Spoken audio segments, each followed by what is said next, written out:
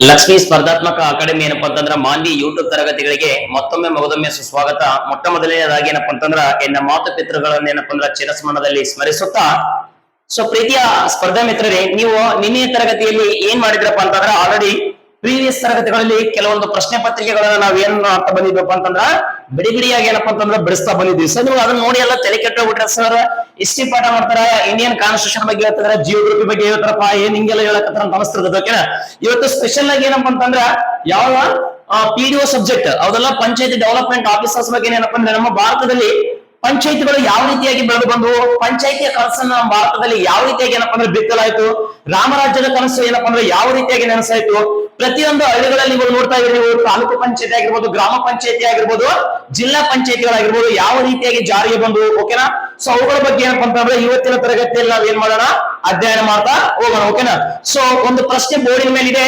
ಈ ಪ್ರಶ್ನೆ ಕೇವಲ ಏನಪ್ಪಾ ಅಂತಂದ್ರ ನೆಪ ಮಾತ್ರಕ್ಕೆ ಇಟ್ಕೊಂಡು ಏನಪ್ಪಾ ಅಂತಂದ್ರೆ ಇದರ ಬಗ್ಗೆ ಸಂಪೂರ್ಣವಾಗಿರುವಂತಹ ವಿವರಣೆಯನ್ನ ಇವತ್ತಿನ ತರಗತಿಯಲ್ಲಿ ಏನ್ ಮಾಡೋಣ, ಸ್ಪರ್ಧಾ ಮಿತ್ರರೇ ನೋಡ್ತಾ ಹೋಗೋಣ. ಓಕೆನಾ, ಸೊ ಹಾಗಾದ್ರೆ ಪ್ರಶ್ನೆ ನೋಡಿ. ಸೊ ಸರಿಯಾಗಿ ಏನಪ್ಪಾ ಅಂದ್ರೆ ಪ್ರಶ್ನೆಯನ್ನು ಅವಲೋಕನ ಮಾಡಿ. ಓಕೆನಾ, ಸೊ ಭಾರತದ ಪಂಚಾಯತ್ ರಾಜ್ ವ್ಯವಸ್ಥೆಯ ಶಿಲ್ಪಿ ಎಂದು ಯಾರನ್ನು ಕರೆಯುತ್ತಾರೆ ಏನಂತಿದೆ ಪ್ರಶ್ನೆ. ಸೊ ಬಹಳ ಇಂಪಾರ್ಟೆಂಟ್. ಭಾರತದ ಪಂಚಾಯತ್ ರಾಜ್ ವ್ಯವಸ್ಥೆಯ ವ್ಯವಸ್ಥೆಯ ಏನಂತೈತಿ ಇಂಪಾರ್ಟೆಂಟ್, ಶಿಲ್ಪಿ ಎಂದು ಯಾರನ್ನು ಕರೆಯುತ್ತಾರೆ ಅಂತ ಐತಿ. ಓಕೆನಾ, ಪ್ರಶ್ನೆ ಬಹಳ ಸರಳ ಇದೆ ಸ್ನೇಹಿತರೆ, ಅರ್ಥ ಆಗ್ತಿದೆ. ಬಟ್ ಕ್ವಶನ್ ಅರ್ಥ ಮಾಡ್ಕೊಳ್ಳೋದು ಮಾತ್ರ ಏನಪ್ಪಾ ಅಂದ್ರೆ ಕರೆಕ್ಟ್ ಆಗಿ ಅರ್ಥ ಮಾಡ್ಕೋಬೇಕು. ಓಕೆನಾ, ಭಾರತದ ಪಂಚಾಯತ್ ರಾಜ್ ವ್ಯವಸ್ಥೆಯ ಶಿಲ್ಪಿ ಎಂದು ಯಾರು ಅಬ್ದುಲ್ ನಜೀರ್ ಸಾಬ್ ಅವರನ್ನು ಕರೀತಾರ, ಅಶೋಕ್ ಮೆಹ್ತಾ ಇವರನ್ನ ಕರೀತಾರ, ಅಥವಾ ಬಲವಂತರಾವ್ ಮೆಹ್ತಾ ಇವರನ್ನ ಕರೀತಾರ, ಅಥವಾ LM ಸಿಂಘ್ವಿ ಅವರನ್ನ ಕರೀತಾರ. ಸರಿ, ಇವರೆಲ್ಲ ಯಾರು? ಅಬ್ದುಲ್ ನಜೀರ್ ಸಾಬ್ ಅಂದ್ರೆ ಯಾರು? ಅಶೋಕ್ ಮೆಹ್ತಾ ಅಂದ್ರೆ ಯಾರು? ಬಲವಂತರಾವ್ ಮೆಹ್ತಾ ಅಂದ್ರೆ ಯಾರು? LM ಸಿಂಘ್ವಿ ಅಂದ್ರೆ ಯಾರು? ಸೊ ನೋಡಿ, ಓಕೆನಾ, ಇದಕ್ಕೆ ಬೇಕಾಗಿರುವಂತಹ ಪರಿಪೂರ್ಣವಾಗಿರುವಂತಹ ಉತ್ತರ ಯಾವುದು? ಭಾರತದ ಪಂಚಾಯತ್ ರಾಜ್ ವ್ಯವಸ್ಥೆಯ ಶಿಲ್ಪಿ ಎಂದು ನಾವು ಯಾರನ್ನ ಕರಿತೀವಿ ಅಂತಂದ್ರೆ ಬಲವಂತರಾಯ್ ಮೆಹ್ತಾ ಇವರನ್ನ ಕರಿತೀವಿ. ಯಾರನ್ನ ಕರಿತೀವಿ ಸರ? ಬಲವಂತರಾಯ್ ಮೆಹ್ತಾ ಇವರನ್ನ ಭಾರತದ ಪಂಚಾಯತ್ ರಾಜ್ ವ್ಯವಸ್ಥೆಯ ಶಿಲ್ಪಿ ಅಂತ ಕರಿತೀವಿ. ಸರಿ, ಯಾಕೆ ಇವರನ್ನ ಭಾರತದ ಪಂಚಾಯತ್ ರಾಜ್ ವ್ಯವಸ್ಥೆಯ ಶಿಲ್ಪಿ ಅಂತ ಕರಿತೀವಿ? ಇವಾಗ ಏನ್ ಮಾಡೋಣ, ಅದ್ರ ಬಗ್ಗೆ ಪರಿಪೂರ್ಣವಾಗಿರುವಂತಹ ಮಾಹಿತಿಯನ್ನು ಏನಪ್ಪಾ ಅಂದ್ರೆ ಪ್ರಿಂಟ್ ಟು ಪ್ರಿಂಟ್ ಹೇಳ್ಕೊಡ್ತೇವೆ. ಸರಿಯಾಗಿ ಏನಪ್ಪಾ ಅಂತಂದ್ರ ನೋಟ್ ಮಾಡ್ಕೊಳ್ಳಿ. ಓಕೆನಾ, ಸೊ ಮೂಲತಃವಾಗಿ ನೋಡಿ ಇಂಪಾರ್ಟೆಂಟ್ ಅಬ್ದುಲ್ ನಜೀರ್ ಸಾಬ್, ಇಲ್ಲೊಂದು ಪಾಯಿಂಟ್ ಇದೆ. ಓಕೆನಾ, ಇವ್ರ ಬಗ್ಗೆ ಎಕ್ಸಾಮ್ ಕೇಳ್ತಾರೆ, ಕರೆಕ್ಟ್ ಗಮನ ಕೊಡ್ಬೇಕು. ಓಕೆನಾ, ಅಬ್ದುಲ್ ನಜೀರ್ ಸಾಬ್ ಯಾರು ಸರ್ ಇವರು? ಓಕೆನಾ, ಅಬ್ದುಲ್ ನಜೀರ್ ಸಾಬ್ ನೋಡ್ರಿ, ಅಬ್ದುಲ್ ನಜೀರ್ ಸಾಬ್ ಪ್ರಶ್ನೆ ಕೇಳಿದ್ರೆ ಅಬ್ದುಲ್ ನಜೀರ್ ಸಾಬ್ ಗ್ರಾಮೀಣಾಭಿವೃದ್ಧಿ. ಯಾವ ಅಭಿವೃದ್ಧಿ? ಅಬ್ದುಲ್ ನಜೀರ್ ಸಾಬ್ ಗ್ರಾಮೀಣಾಭಿವೃದ್ಧಿ ಕೇಂದ್ರ ಅಥವಾ ಏನಪ್ಪಾ ಅಂದ್ರ ಗ್ರಾಮೀಣಾಭಿವೃದ್ಧಿ ಸಂಸ್ಥೆ ಎಲ್ಲೈತೆ ಅಂತ ಕೇಳ ನಮ್ಮ ಎಕ್ಸಾಮ್ಗೆ. ನೋಡಿ, ಅಬ್ದುಲ್ ನಜೀರ್ ಸಾಬ್ ಅರ್ಥ ಆಗ್ತಿದೆನಾ? ಇವರನ್ನು ಸಾಮಾನ್ಯವಾಗಿ ನೀರ್ ಸಾಬ್ ಅಂತ ಕರಿತಿದ್ರು. ಏನಂತ ಕರಿತಿದ್ರಪ್ಪ ಅಂದ್ರ ನೀರ್ ಸಾಬ್. ನೀರ್ ಸಾಬ್ ಅಂತ ಕರಿತಿದ್ರು. ಇವರನ್ನ ನೆನ್ಪಿಡ್ಬೇಕು, ಇಂಪಾರ್ಟೆಂಟ್. ಓಕೆನಾ, ಸೊ ಈ ಅಬ್ದುಲ್ ನಜೀರ್ ಸಾಬ್ ಗ್ರಾಮೀಣಾಭಿವೃದ್ಧಿ ಕೇಂದ್ರ ನಮ್ಮ ಕರ್ನಾಟಕದಲ್ಲಿ ಎಲ್ಲಿ ಅಂತ ಪ್ರಶ್ನೆ ಕೇಳಿದ. ಸೊ ನಾನು ಆಲ್ರೆಡಿ ಹೇಳಿದೆ, ಇದು ಎಲ್ಲೈತಪ್ಪ ಅಂತಂದ್ರೆ ನಮ್ಮ ಕರ್ನಾಟಕದ ಸಾಂಸ್ಕೃತಿಕ ರಾಜಧಾನಿ ಆಗಿರುವಂತಹ ಎಲ್ಲೈತಿ ಮೈಸೂರು ಜಿಲ್ಲೆಯಲ್ಲಿ ಏನೈತಪ್ಪ ಅಂತಂದ್ರೆ ನಜೀರ್ ಸಾಬ್. ಓಕೆನಾ, ಗ್ರಾಮೀಣಾಭಿವೃದ್ಧಿ ಸಂಶೋಧನಾ ಕೇಂದ್ರ ಅಥವಾ ಅಭಿವೃದ್ಧಿ ಕೇಂದ್ರ ಏನ್ ಮಾಡಿವಿ, ಸ್ಥಾಪನೆ ಮಾಡ್ಕೊಂಡಿವ್ರಿ. ಅರ್ಥ ಆಗ್ತಿದೆನಾ? ಸೊ ಹಾಗಾದ್ರೆ ಇಲ್ಲಿ ಎರಡನೇದು ಯಾರಪ್ಪ ಅಶೋಕ್ ಮೆಹ್ತಾ ಅಂತ ಇದೆ. ಯಾವ ಮೆಹ್ತಾ ಅಂತ ಇದೆ? ಅಶೋಕ್ ಮೆಹ್ತಾ ಅಂತ ಇದೆ. ಈ ಅಶೋಕ್ ಮೆಹ್ತಾನಿಗೂ ನಮ್ಮ ಭಾರತದಲ್ಲಿರುವಂತಹ ಪಂಚಾಯತಿ ವ್ಯವಸ್ಥೆಗೂ ಏನ್ ಸಂಬಂಧ? ಇನ್ನು ಇಲ್ಲಿ ಬಲವಂತರಾಯ್ ಮೆಹ್ತಾ ಅಂತ ಇದೆ, ಇವ್ರಿಗೆ ಏನ್ ಸಂಬಂಧ? ಎಲ್ಲದ್ರ ಬಗ್ಗೆ ಏನ್ ಮಾಡೋಣ, ಇವತ್ತಿನ ತರಗತಿಯಲ್ಲಿ ನಾವು ಸ್ವಲ್ಪ ನೋಡ್ತಾ ಹೋಗೋಣ. ಹೌದಾ? ಸೊ ಇನ್ನು ನೋಡಿ ಹಾಗಾದ್ರೆ, ಸೊ ಇವ್ರ ಬಗ್ಗೆ ಏನೆಲ್ಲ ಪ್ರಶ್ನೆಗಳನ್ನ ಕೇಳ್ತಾರ ಒನ್ ಬೈ ಒನ್ ನೋಡ್ತಾ ಹೋಗೋಣ. ಫಸ್ಟ್ ಓಕೆ, ಇಂಪಾರ್ಟೆಂಟ್ ಏನಪ್ಪ ಅಂದ್ರ ಗ್ರಾಮ ಪಂಚಾಯತ್. ಯಾವ ಪಂಚಾಯತ? ಗ್ರಾಮ ಪಂಚಾಯತ್. ಈ ಗ್ರಾಮ ಪಂಚಾಯತ್ ವ್ಯವಸ್ಥೆಗಳ ಬಗ್ಗೆ ಅಥವಾ ಪಂಚಾಯತ್ ವ್ಯವಸ್ಥೆ ಅಂತ ಮಾಡ್ಕೊಂಡ್ಬಿಡಪ್ಪ, ಯಾಕೆ ಟೆನ್ಷನ್? ಓಕೆನಾ, ಬಹಳ ಸರಳವಾಗಿ ಅರ್ಥ ಮಾಡ್ಸ್ಬಿಡ. ಫಸ್ಟ್ ಪಂಚಾಯತ್ ವ್ಯವಸ್ಥೆ. ಓಕೆನಾ, ಯಾವ ವ್ಯವಸ್ಥೆ? ಪಂಚಾಯತ್ ವ್ಯವಸ್ಥೆ.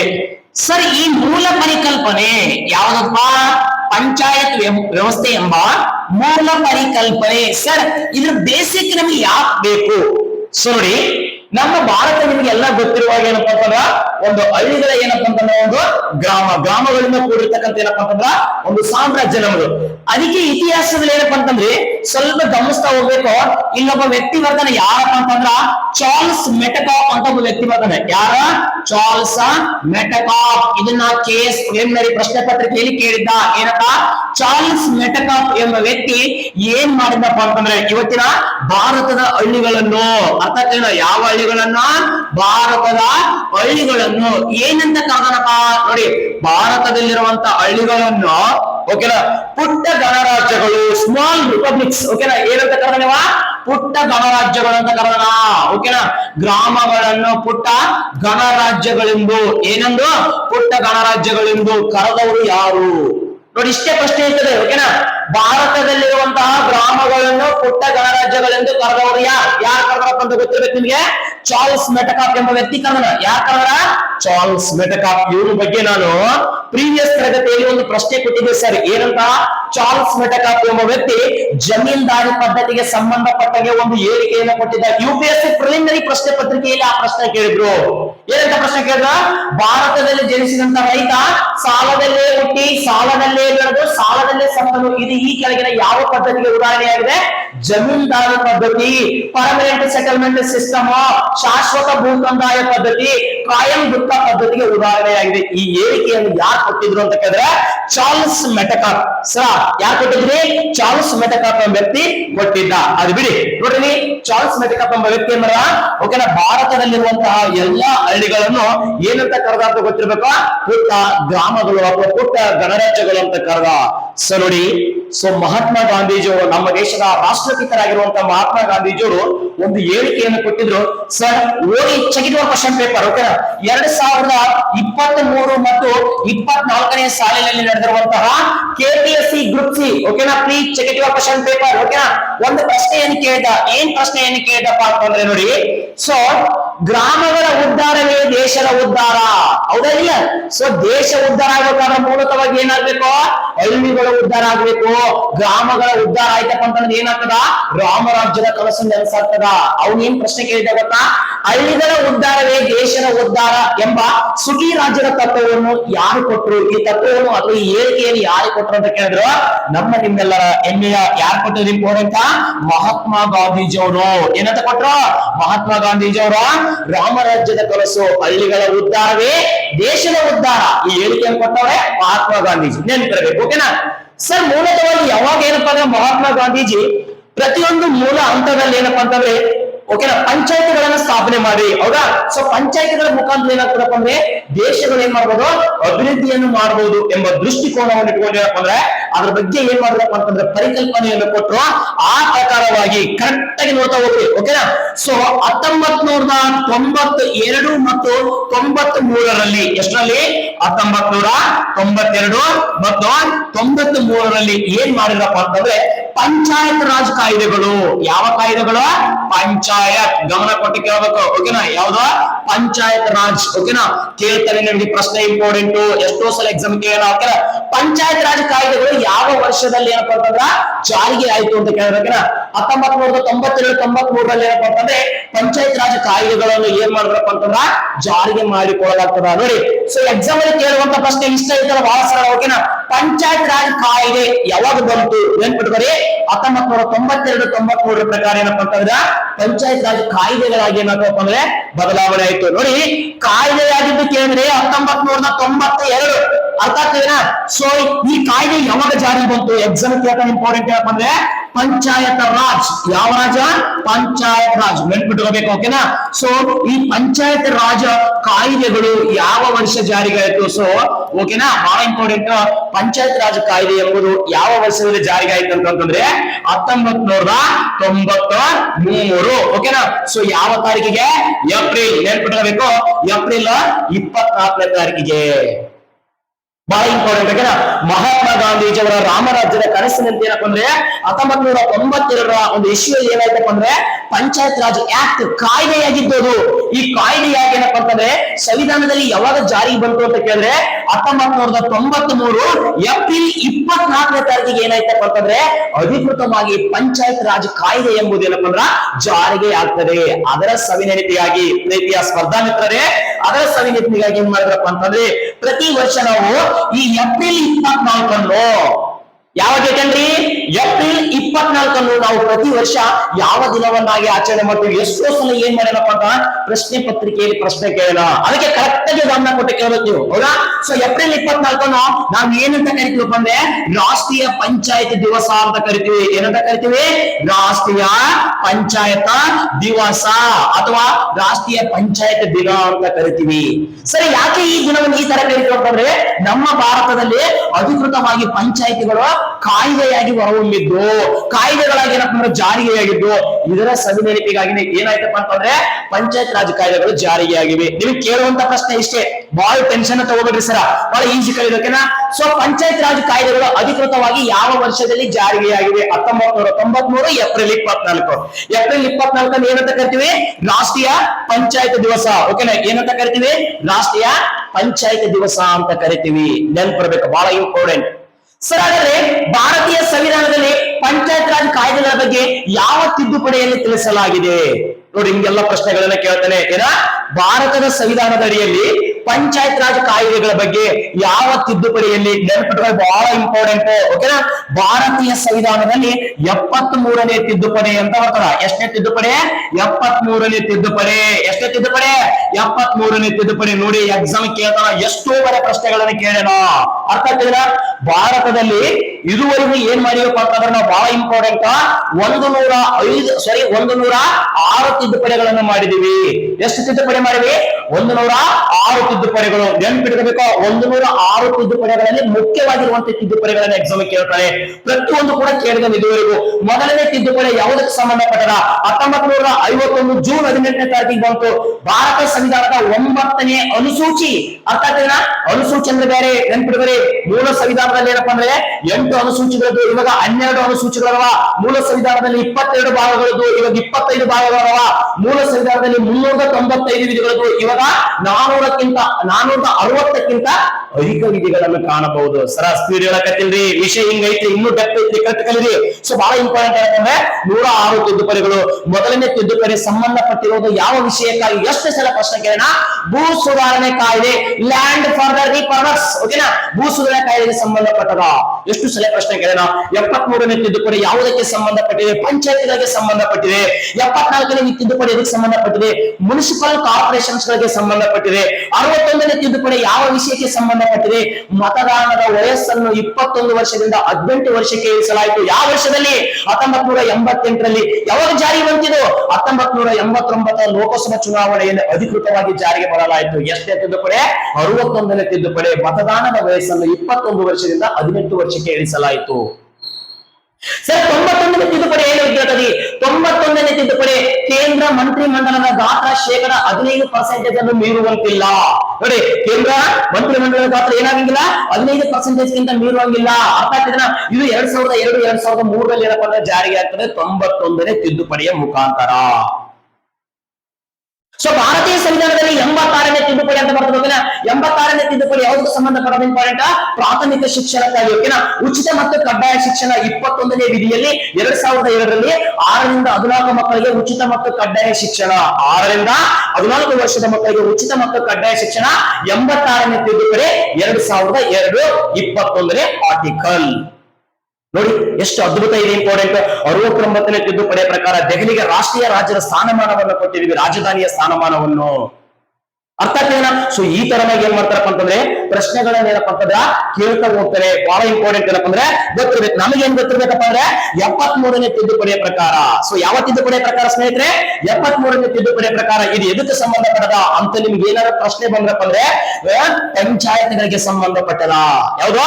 ಪಂಚಾಯತ್ಗಳಿಗೆ, ಲೋಕಲ್ ಸೆಲ್ಫ್ ಗವರ್ಮೆಂಟ್. ಓಕೆನಾ? ಪಂಚಾಯತ್ಗಳಿಗೆ ಏನಪ್ಪ ಅಂದ್ರ ಸಂಬಂಧಪಟ್ಟಿರ್ತಕ್ಕಂಥ. ನೋಡಿ, 73ನೇ ತಿದ್ದುಪಡಿಯ ಪ್ರಕಾರ ಎಕ್ಸಾಮ್ ಕೇಳ್ತಾನ. ಎಷ್ಟನೇ ಭಾಗ ಅಂತ ಗೊತ್ತಿರ್ಬೇಕು, ಇಂಪಾರ್ಟೆಂಟ್. ಎಷ್ಟನೇ ಭಾಗ? 9ನೇ ಭಾಗ. ಕರೆಕ್ಟ್ ಅರ್ಥ ಮಾಡ್ಕೊಳ್ಳಿ. ಭಾರತ ಸಂವಿಧಾನದಲ್ಲಿ 1992ರಲ್ಲಿ ಏನಾಯ್ತಪ್ಪ ಅಂದ್ರ ಪಂಚಾಯತ್ ರಾಜ್ ಆಕ್ಟ್ಗಳು ಏನಪ್ಪ ಅಂದ್ರೆ ಜಾರಿಗೆ ಆಗ್ತದೆ. ಸೊ ಇದು ಅಧಿಕೃತವಾಗಿ ಜಾರಿಗೆ ಆಗಿದ್ದು 1993 ಏಪ್ರಿಲ್ 24 ಅನ್ನು ನಾವು ಏನಂತ ಕರಿತೀವಿ? ರಾಷ್ಟ್ರೀಯ ಪಂಚಾಯತ್ ದಿವಸ. ನೋಡಿ ಎಷ್ಟು ಸಲ ಹೇಳ್ತಾರೆ, ಇಂಪಾರ್ಟೆಂಟ್. ಸೊ 73ನೇ ತಿದ್ದುಪಡಿ ಭಾರತ ಸಂವಿಧಾನದ 9ನೇ ಭಾಗ, 9A ಅಲ್ಲ 9A ಎ ಮುನ್ಸಿಪಲ್ ಕಾರ್ಪೊರೇಷನ್ಸ್. ಅರ್ಥ ಆಗ್ತದೇನ? ಭಾರತದ ಮೊಟ್ಟ ಮೊದಲ ಮುನ್ಸಿಪಲ್ ಕಾರ್ಪೊರೇಷನ್ ಯಾವ್ದು ಅಂತ ಕೇಳ್ತಾರೆ? ಮದ್ರಾಸ್, ಚೆನ್ನೈ. ನೆನಪಿರ್ಬೇಕು. ಇಂಪಾರ್ಟೆಂಟ್ ಏನಪ್ಪಾ ಅಂದ್ರೆ 9ನೇ ಭಾಗದಲ್ಲಿ ಏನ್ ಮಾಡಿವಿ? ಬಹಳ ಇಂಪಾರ್ಟೆಂಟ್, ಪಂಚಾಯತಿಗಳನ್ನ ಜಾರಿಗೆ ತಗೊಂಡು ಬಂದ್ವಿ. ಸರ ಎಷ್ಟನೇ ವಿಧಿಯಿಂದ ಎಷ್ಟನೇ ವಿಧಿಯವರೆಗೆ ನೋಡ್ರಿ, ಇಲ್ಲಿ ಕನ್ಫ್ಯೂಸ್ ಸ್ಟಾರ್ಟ್ ಆಗವ. ಒಂದು ಇಯರ್ ಬಂತು, ಒಂದು ತಿದ್ದುಪಡಿ ಬಂತು, ಒಂದು ಇಂಪಾರ್ಟೆಂಟ್ ಏನಪ್ಪಾ ಅಂತಂದ್ರೆ ಭಾಗ ಬಂತು. ಓಕೆನಾ? 73ನೇ ತಿದ್ದುಪಡಿ, 9ನೇ ಭಾಗ. ಅರ್ಥ ಆಗ್ತದೇನ? ಸೊ ಹಾಗಾದ್ರೆ ಯಾವ ವಿಧಿ ನೋಡಿ, ಯಾವ ವಿಧಿ? 243 ಎ ವಿಧಿಯಿಂದ ಹಿಡಿದು 243 ಓ ವಿಧಿಯವರೆಗೆ ಇವು ಯಾವ್ದ್ರ ಬಗ್ಗೆ ಹೇಳ್ತಾವ? ಎಕ್ಸಾಮ್ಗೆ ಪ್ರಶ್ನೆ ಕೇಳ್ತಾನ. ಅರ್ಥ ಆಗ್ತದೇನ? ಸೊ ಯಾವ್ದ್ರ ಬಗ್ಗೆ ಹೇಳ್ತಾವ? ಓಕೆನಾ? ಗ್ರಾಮ ಪಂಚಾಯತಿ ವ್ಯವಸ್ಥೆಗಳ ಬಗ್ಗೆ, ಗ್ರಾಮ ಪಂಚಾಯತಿಯ ರಚನೆ ಆಗಿರ್ಬೋದು, ಗ್ರಾಮ ಪಂಚಾಯತಿಯ ಕಾರ್ಯಗಳಾಗಿರ್ಬೋದು, ಗ್ರಾಮ ಪಂಚಾಯತಿಯ ಯೋಜನೆಗಳಾಗಿರ್ಬೋದು, ಅದರ ಅಧ್ಯಕ್ಷ, ಉಪಾಧ್ಯಕ್ಷ, ಓಕೆನಾ? ಸೊ ಎಲ್ಲ ವ್ಯವಸ್ಥೆಗಳ ಬಗ್ಗೆ ಒಟ್ಟು ಟೋಟಲ್ ಆಗಿ ಏನಪ್ಪ ಅಂದ್ರೆ ಗ್ರಾಮ ಪಂಚಾಯತಿಗಳ ವಿವರಣೆಯನ್ನು ನೀಡುವಂತ ವಿಧಿಗಳು ಯಾವ್ದಪ್ಪ ಅಂದ್ರೆ ಭಾರತೀಯ ಸಂವಿಧಾನದಲ್ಲಿ 243 ಎ ವಿಧಿಯಿಂದ ಹಿಡಿದು 243 ಓ ವಿಧಿಯವರೆಗೆ ಗ್ರಾಮ ಪಂಚಾಯತಿಯ ಸವಿಸ್ತರವಾಗಿರುವಂತಹ ವಿವರಣೆಯನ್ನು ನೀಡುತ್ತವೆ. ಇದನ್ನು ಎಷ್ಟೋ ಸಲ ಏನ್ ಮಾಡಿದಾನೆ? ಎಕ್ಸಾಮ್ ಅಲ್ಲಿ ಪ್ರಶ್ನೆ ಕೇಳಿದಾನ. ಸೊ ಇಷ್ಟೇ, ಬಹಳ ಸರಳ ಐತ್ರಿ, ಬಹಳ ಇಂಪಾರ್ಟೆಂಟ್. ಎಲ್ಲ ಇಷ್ಟು ಏನ್ ಕ್ಲಾಸ್ ಮಾಡಿದಿರಲ್ಲ, ಅದಕ್ಕಿಂತ ಗ್ರಾಮ ಪಂಚಾಯತಿಯ ಸ್ಟೇಜ್ ಯಾವುದು ಅಲ್ಲ, ಬಟ್ ಅದನ್ನ ಅರ್ಥ ಮಾಡ್ಕೊಳ್ಳೋದ್ರ ಮೇಲೆ ಡಿಪೆಂಡ್. ಓಕೆನಾ? ಸೊ ಹಾಗಾದ್ರೆ ನೆಕ್ಸ್ಟ್ ಏನನ್ನ ನೋಡೋಣ, ಸ್ವಲ್ಪ ನೋಡ್ರಿ, ಬಹಳ ಇಂಪಾರ್ಟೆಂಟ್. ಇಷ್ಟು ವಿಷಯಗಳನ್ನ ನೋಡಿದ್ವಲ್ಲ, ಇದು ಆದ್ಮೇಲೆ ಇಲ್ಲಿ ಏನಾಯ್ತು ಗಮನ ಕೊಟ್ಟ ಕೇಳೋಣ, ಬಹಳ ಇಂಪಾರ್ಟೆಂಟ್. ಸೊ ಈ ಗ್ರಾಮ ಪಂಚಾಯತಿಗಳನ್ನ ಏನ್ ಮಾಡ್ಬೇಕಪ್ಪ ಅಂದ್ರೆ ಭಾರತದಲ್ಲಿ ಅಧಿಕೃತವಾಗಿ ಏನಾದ್ರು ಮಾಡಿ ಜಾರಿಗೆ ತೆಗೆದುಕೊಂಡ್ಬರಿ. ಪ್ರತಿಯೊಂದು ಹಳ್ಳಿಗಳ ಉದ್ಧಾರ ಆಗ್ಬೇಕು, ಪ್ರತಿಯೊಂದು ದೇಶ ಉದ್ಧಾರ ಆಗ್ಬೇಕು, ಪ್ರತಿಯೊಂದು ರಾಜ್ಯಗಳು ಉದ್ಧಾರ ಆಗ್ಬೇಕಂತ ಏನ್ ಮಾಡಿದ್ರಪ್ಪ ಅಂದ್ರೆ, ಸೊ ಇಲ್ಲಿ ಅಧಿಕಾರದ ವಿಕೇಂದ್ರೀಕರಣ ಅಥವಾ ಪ್ರಜಾಪ್ರಭುತ್ವದ ವಿಕೇಂದ್ರೀಕರಣ ಅಂತ ಒಂದು ಚಾಪ್ಟರ್ ತಂದ್ರು. ಯಾವದಪ್ಪ? ಪ್ರಜಾಪ್ರಭುತ್ವದ ವಿಕೇಂದ್ರೀಕರಣ. ಎಕ್ಸಾಮ್ ಇದನ್ನ ಕೇಳೇ ಕೇಳ್ತಾರ, ಕಂಪಲ್ಸರಿ ನೆನಪಿರ್ಬೇಕು. ಯಾವ್ದ? ಪ್ರಜಾಪ್ರಭುತ್ವದ ವಿಕೇಂದ್ರೀಕರಣ. ಓಕೆನಾ? ಬಹಳ ಇಂಪಾರ್ಟೆಂಟ್ ನೋಡ್ರಿ, ಇದು ಕರೆಕ್ಟ್ ಗಮನ ಕೊಡ್ರಿ. ಯಾವ್ದು? ಪ್ರಜಾಪ್ರಭುತ್ವದ ವಿಕೇಂದ್ರೀಕರಣ. ಓಕೆನಾ? So the democratic of decentralization ಅಂತೇಳಿ. ಓಕೆನಾ? ಸೊ ಯಾವ್ದಪ್ಪ ಅಂದ್ರೆ ಪ್ರಜಾಪ್ರಭುತ್ವದ ವಿಕೇಂದ್ರೀಕರಣ. ಸರಿ, ಏನಿದೆ ಪ್ರಜಾಪ್ರಭುತ್ವದ ವಿಕೇಂದ್ರೀಕರಣ ಅಂದ್ರೆ? ನೋಡಿ ಸ್ನೇಹಿತರೆ, ಬಹಳ ಸರಳ. ಅಧಿಕಾರದ ವಿಭಜನೆ. ಅರ್ಥ ಆಗ್ತದ? ಅಧಿಕಾರವನ್ನು ಏನ್ ಮಾಡೋದು ಇಂಪಾರ್ಟೆಂಟ್? ಒಂದು ಗ್ರಾಮ ಮಟ್ಟಗಳಲ್ಲಿ, ಒಂದೊಂದು ತಾಲೂಕು ಮಟ್ಟಗಳಲ್ಲಿ, ಇನ್ನೊಂದು ಜಿಲ್ಲಾ ಮಟ್ಟಗಳಲ್ಲಿ ಏನ್ ಮಾಡೋದಪ್ಪ ಅಂತಂದ್ರೆ ಏನ್ ಮಾಡೋದು? ವಿಂಗಡಣೆ ಮಾಡೋದು. ಕೇಂದ್ರೀಕರಣ ಅಂದ್ರೆ ಕೂರ್ಸೋದು, ವಿಕೇಂದ್ರೀಕರಣ ಅಂದ್ರೆ ಡಿವೈಡೇಷನ್, ಇಬ್ಬಾಗ ಮಾಡುವಂತದ್ದು. ನೋಡಿ ಏನ್ ಮಾಡೋದು ಇಲ್ಲಿ? ಪ್ರಜಾಪ್ರಭುತ್ವದ ವಿಕೇಂದ್ರೀಕರಣ.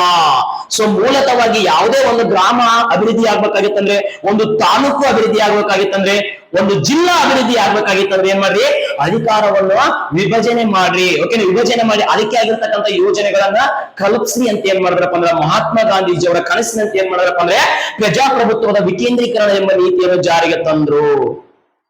ಸರ್, ಹಾಗಾದ್ರೆ ಪ್ರಜಾಪ್ರಭುತ್ವದ ವಿಕೇಂದ್ರೀಕರಣ ನೀತಿಯ ಅಡಿಯಲ್ಲಿ ಪ್ರಶ್ನೆ ಕೇಳ್ತಾ ನಿಮ್ಗೆ ಏನಪ್ಪಾ? ಹಾಗಾದ್ರೆ ಭಾರತದಲ್ಲಿ ಮೊಟ್ಟ ಮೊದಲ ಬಾರಿಗೆ ಏನ್ರಿ? ಭಾರತದಲ್ಲಿ ಮೊಟ್ಟ ಮೊದಲ ಬಾರಿಗೆ ಇಲ್ಲಿ ಬಂದ್ಕೊಡೋ ಪ್ರಶ್ನೆ ಏನಪ್ಪಾ ಅಂದ್ರೆ ಭಾರತದಲ್ಲಿ ಮೊಟ್ಟ ಮೊದಲ ಬಾರಿಗೆ ಭಾರತದಲ್ಲಿ ಮೊಟ್ಟ ಮೊದಲ ಬಾರಿಗೆ ಏನಪ್ಪಾ ಅಂತಂದ್ರ ಗ್ರಾಮ ಪಂಚಾಯತಿಗಳನ್ನು, ಯಾವ ಪಂಚಾಯತಿಗಳನ್ನ? ಗ್ರಾಮ ಪಂಚಾಯತಿಗಳನ್ನ ಅಳವಡಿಸಿಕೊಂಡ. ಏನು ಮಾಡಿಕೊಂಡ? ಅಳವಡಿಸಿಕೊಂಡ. ಭಾರತದಲ್ಲಿ ಮೊಟ್ಟ ಮೊದಲ ಬಾರಿಗೆ ಗ್ರಾಮ ಪಂಚಾಯತಿಯನ್ನ ಅಳವಡಿಸಿಕೊಂಡ ರಾಜ್ಯ ಯಾವುದು? ನೋಡಿ, ಅವಾಗಲೂ ಕೇಳ್ತಾ ಇದ್ದ ಪ್ರಶ್ನೆ ಇವಾಗಲೂ ಕೇಳ್ತಾರ. ಸರ ನೋಡಕ ಸಿಲ್ಲಿ ಅನ್ಸ್ಬೋದು, ಅರ್ಥ ಆಗ್ತದೇನ? ಪ್ರಶ್ನೆ ಪತ್ರಿಕೆ ಹೆಂಗ್ ಬೇಕಾದ್ರೂ ಬರ್ಬೋದು ಸರ್, ಅರ್ಥ ಆಗ್ತದೆ. ಬಹಳ ಇಂಪಾರ್ಟೆಂಟ್. ಭಾರತದಲ್ಲಿ ಮೊಟ್ಟ ಮೊದಲ ಬಾರಿಗೆ ಏನಪ್ಪಾ ಅಂದ್ರೆ ಗ್ರಾಮ ಪಂಚಾಯತಿಯನ್ನು ಅಳವಡಿಸಿಕೊಂಡ ರಾಜ್ಯ ಯಾವುದು ಅಂತಂದ್ರೆ ಕರೆಕ್ಟ್ ಆಗಿ ತಿಳ್ಕೊಬೇಕು. ಇಂಪಾರ್ಟೆಂಟ್. ಇದನ್ನ 1959ರಲ್ಲಿ, ಎಷ್ಟರಲ್ಲಿ? 1959 ಅಕ್ಟೋಬರ್ 2 ಮಹಾತ್ಮ ಗಾಂಧೀಜಿ. ನೆನಪಂತ ಅಕ್ಟೋಬರ್ 2 ಏನು? ಗಾಂಧಿ ಜಯಂತಿ. ನಾನು ಹೇಳಿದ್ದೀನಿ, ಮಹಾತ್ಮ ಗಾಂಧೀಜಿ ಅವರ ರಾಮರಾಜ್ಯದ ಕನಸನ್ನು ನನಸು ಮಾಡುವಂತ ದೃಷ್ಟಿಯಿಂದ, ಹಳ್ಳಿಗಳನ್ನು ಉದ್ಧಾರ ಮಾಡುವಂತ ದೃಷ್ಟಿಯಿಂದ ಏನ್ ಮಾಡಿದ್ರಪ್ಪ ಅಂದ್ರೆ 1959 ಅಕ್ಟೋಬರ್ 2ನೇ ತಾರೀಕಿಗೆ ಇಂದಿನ ನೆನಪಿರ್ಬೇಕಾ? ಬಹಳ ಇಂಪಾರ್ಟೆಂಟ್. ರಾಜಸ್ಥಾನ. ಯಾವ ಸ್ಥಾನ? ರಾಜಸ್ಥಾನದಲ್ಲಿ ಒಂದು ನಾಗೋರ್ ಅಂತ ಒಂದು ಪ್ಲೇಸ್ ಬರ್ತದ. ಯಾವುದು? ರಾಜಸ್ಥಾನದ ಚಂದ್ರನಾಗೋರ್ ಅಥವಾ ನಾಗೋರ್. ಈ ರಾಜಸ್ಥಾನದ ನಾಗೋರ್ ಎಂಬಲ್ಲಿ ಏನ್ ಮಾಡಿದ್ರಪ್ಪ ಅಂತಂದ್ರೆ ಮೊಟ್ಟ ಮೊದಲ ಬಾರಿಗೆ ನೆನಪಿರ್ಬೇಕು. ಏನಪ್ಪ ಅಂದ್ರೆ ರಾಜಸ್ಥಾನದ ನಾಗೋರ್ ಎಂಬಲ್ಲಿ ಏನ್ ಮಾಡಿದ್ರಪ್ಪ ಅಂದ್ರೆ ಮೊಟ್ಟ ಮೊದಲ ಬಾರಿಗೆ ಏನ್ ಮಾಡಿದ್ರಪ್ಪ ಅಂದ್ರೆ ಗ್ರಾಮ ಪಂಚಾಯತಿಗಳನ್ನು ಉದ್ಘಾಟನೆ ಮಾಡಿದ್ರು. ಸರ್, ಹಾಗಾದ್ರೆ ಈ ಗ್ರಾಮ ಪಂಚಾಯತಿಯನ್ನು ಯಾರು ಉದ್ಘಾಟನೆ ಮಾಡಿದ್ರು? ಅಂದಿನ ಪ್ರಧಾನ ಮಂತ್ರಿ ಆಗಿರ್ತಕ್ಕಂಥ ಯಾರಪ್ಪ ಅಂತಂದ್ರೆ ಅಂದಿನ ಪ್ರೈಮ್ ಮಿನಿಸ್ಟರ್ ಆಫ್ ಇಂಡಿಯಾ ಯಾರು? ಪಂಡಿತ್ ಜವಾಹರ್ಲಾಲ್ ನೆಹರು ಅವರು. ಯಾರು? ಪಂಡಿತ ಜವಾಹರ್ಲಾಲ್ ನೆಹರು. ಈ ಪಂಡಿತ್ ಜವಾಹರ್ಲಾಲ್ ನೆಹರು ಅವರು ಏನ್ ಮಾಡಿದ್ರಪ್ಪ ಅಂತಂದ್ರೆ ಆಗಿನ ಸಮಯದಲ್ಲಿ ಈ ಗ್ರಾಮ ಪಂಚಾಯತಿಯಲ್ಲಿ ಏನ್ ಮಾಡಿದ್ರಪ್ಪ ಅಂತಂದ್ರೆ ಉದ್ಘಾಟನೆಯನ್ನ ಮಾಡಿದ್ರು. ಏನ್ ಮಾಡಿದ್ರು? ಗ್ರಾಮ ಪಂಚಾಯತಿಯನ್ನು ಉದ್ಘಾಟನೆ ಮಾಡಿದ್ರು. ಸರ್ ಸರಳವಾಗಿ ಅರ್ಥ ಮಾಡ್ಕೊಳ್ಳಿ ಸರ್, ಏನ್ ಬಹಳ ಕ್ಲಿಷ್ಟಕರವಾಗಿರತಕ್ಕಂಥ ಪ್ರಶ್ನೆ ಅಲ್ಲ. ಭಾರತದಲ್ಲಿ ಮೊಟ್ಟ ಮೊದಲ ಬಾರಿಗೆ ಗ್ರಾಮ ಪಂಚಾಯತಿಯನ್ನು ಅಳವಡಿಸಿಕೊಂಡ ಮೊದಲ ರಾಜ್ಯ ಯಾವುದು ಅಂತ ಕೇಳಿದ್ರೆ ರಾಜಸ್ಥಾನ್. ಓಕೆನಾ? ಸೊ ಒಂದೊಂದು ಎಕ್ಸಾಮ್ ಗಳಲ್ಲಿ ಏನ್ ಕೇಳಿದನಪ್ಪ ಅಂತಂದ್ರೆ ಭಾರತದಲ್ಲಿ ಮೊಟ್ಟ ಮೊದಲ ಬಾರಿಗೆ ಗ್ರಾಮ ಪಂಚಾಯತಿಯನ್ನು ಅಳವಡಿಸಿಕೊಂಡ ಎರಡನೇ ರಾಜ್ಯ ಯಾವುದು ಅಂತ ಕೇಳ್ತಾನೆ. ಭಾರತದಲ್ಲಿ ಗ್ರಾಮ ಪಂಚಾಯತಿಯನ್ನ ಅಳವಡಿಸಿಕೊಂಡ ಎರಡನೇ ರಾಜ್ಯ ಯಾವುದು ಅಂತ ಕೇಳ್ತಾನೆ. ಅದು ಆಂಧ್ರ ಪ್ರದೇಶ. ಯಾವ ರಾಜ್ಯವೇ? ಆಂಧ್ರ ಪ್ರದೇಶ. 1959 ಇದೇ ವರ್ಷದಲ್ಲಿ ಏನಪ್ಪಾ ಅಂತಂದ್ರೆ ಭಾರತದಲ್ಲಿ ಎರಡನೇ ರಾಜ್ಯ ಏನ್ ಮಾಡ್ತಪ್ಪ ಅಂತಂದ್ರೆ ಆಂಧ್ರ ಪ್ರದೇಶ ರಾಜ್ಯ ಅಧಿಕೃತವಾಗಿ ಏನ್ ಮಾಡ್ಕೊಳ್ತಪ್ಪ ಅಂದ್ರೆ ತನ್ನದೇ ಆಗಿರುವಂತಹ ಗ್ರಾಮ ಪಂಚಾಯತಿ ವ್ಯವಸ್ಥೆಯನ್ನ ಅಳವಡಿಕೆ ಮಾಡ್ಕೊಳ್ತದ. ಸರ್ ಹಾಗಾದ್ರೆ ಎಷ್ಟು ವಿಷಯಗಳನ್ನ ಏನಪ್ಪಾ ಅಂತಂದ್ರೆ ಹೊರತುಪಡಿಸಿದೆ ಮತ್ತೆ ಗ್ರಾಮ ಪಂಚಾಯತಿ ಬಗ್ಗೆ ಇನ್ನೇನ್ ಕೇಳ್ತಾರ? ಕರೆಕ್ಟ್ ಆಗಿ ನೋಡೋದು ಬಹಳ ಇಂಪಾರ್ಟೆಂಟ್. ಹಾಗಾದ್ರೆ ನಮ್ಮ ಭಾರತದಲ್ಲಿ ಗ್ರಾಮ ಪಂಚಾಯತಿಗಳು ಜಾರಿಗೆ ಬರ್ಬೇಕಾದ್ರೆ ಇವಾಗ ನೋಡಿ ಪ್ರೆಸೆಂಟ್ ಗ್ರಾಮ ಪಂಚಾಯತಿ ಅಂತ ಐತೆ, ತಾಲೂಕು ಪಂಚಾಯತಿ ಅಂತ ಐತೆ, ಜಿಲ್ಲಾ ಪಂಚಾಯತಿ ಅಂತ ಐತೆ.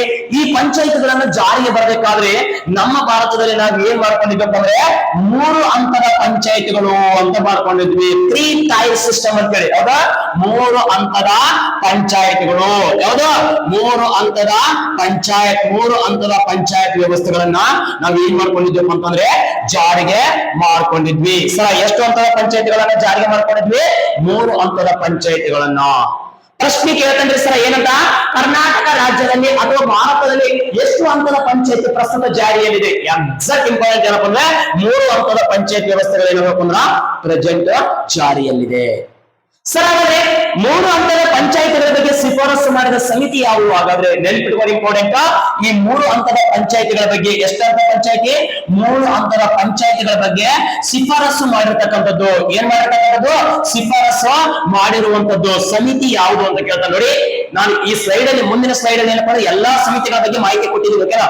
ಯಾವ ಸಮಿತಿ ಯಾವ ವರ್ಷದಲ್ಲಿ ಜಾರಿಗೆ ಬಂತು, ಆ ಸಮಿತಿ ಯಾವುದ್ರ ಬಗ್ಗೆ ಶಿಫಾರಸು ಮಾಡಿತು, ಎಲ್ಲರ ಬಗ್ಗೆ ಹೇಳ್ತೀನಿ. ಓಕೆನಾ? ಸ್ವಲ್ಪ ನೆನಪಿರ್ಬೇಕು. 3 ಹಂತದ ಪಂಚಾಯತಿಗಳ ಬಗ್ಗೆ ಶಿಫಾರಸು ಮಾಡಿರುವಂತ ಸಮಿತಿ ಯಾವುದು ಅಂತ ಕೇಳಿದ್ರೆ ಬಲವಂತರಾಯ್ ಮೆಹ್ತಾ ಸಮಿತಿ. ಯಾವ್ದದು? ಬಲವಂತರಾಯ್. ಯಾವ್ದು? ಬಲವಂತರಾಯ್ ಮೆಹ್ತಾ ಸಮಿತಿ ಏನ್ ಮಾಡ್ತಪ್ಪ ಅಂದ್ರೆ 3 ಹಂತದ ಪಂಚಾಯತಿಗಳ ಬಗ್ಗೆ. ಎಷ್ಟು ಸಲ ಕೇಳ್ತಂದ್ರೆ ಇವತ್ತು ಪ್ರಶ್ನೆ ಬರ್ತದೆ, ಭಾರತದಲ್ಲಿ 3 ಹಂತದ ಪಂಚಾಯತಿಗಳ ಬಗ್ಗೆ ಶಿಫಾರಸು ಮಾಡಿದ ಸಮಿತಿ ಯಾವುದು ಅಂತ ಕೇಳ್ತಾರೆ. ಅದು ಯಾವ್ದಂತ ಗೊತ್ತಿರಬೇಕು ನಿಮ್ಗೆ ಇಂಪಾರ್ಟೆಂಟ್. ಬಲವಂತರಾಯ್ ಮೆಹ್ತಾ ಸಮಿತಿ. ಯಾವ ಸಮಿತಿ?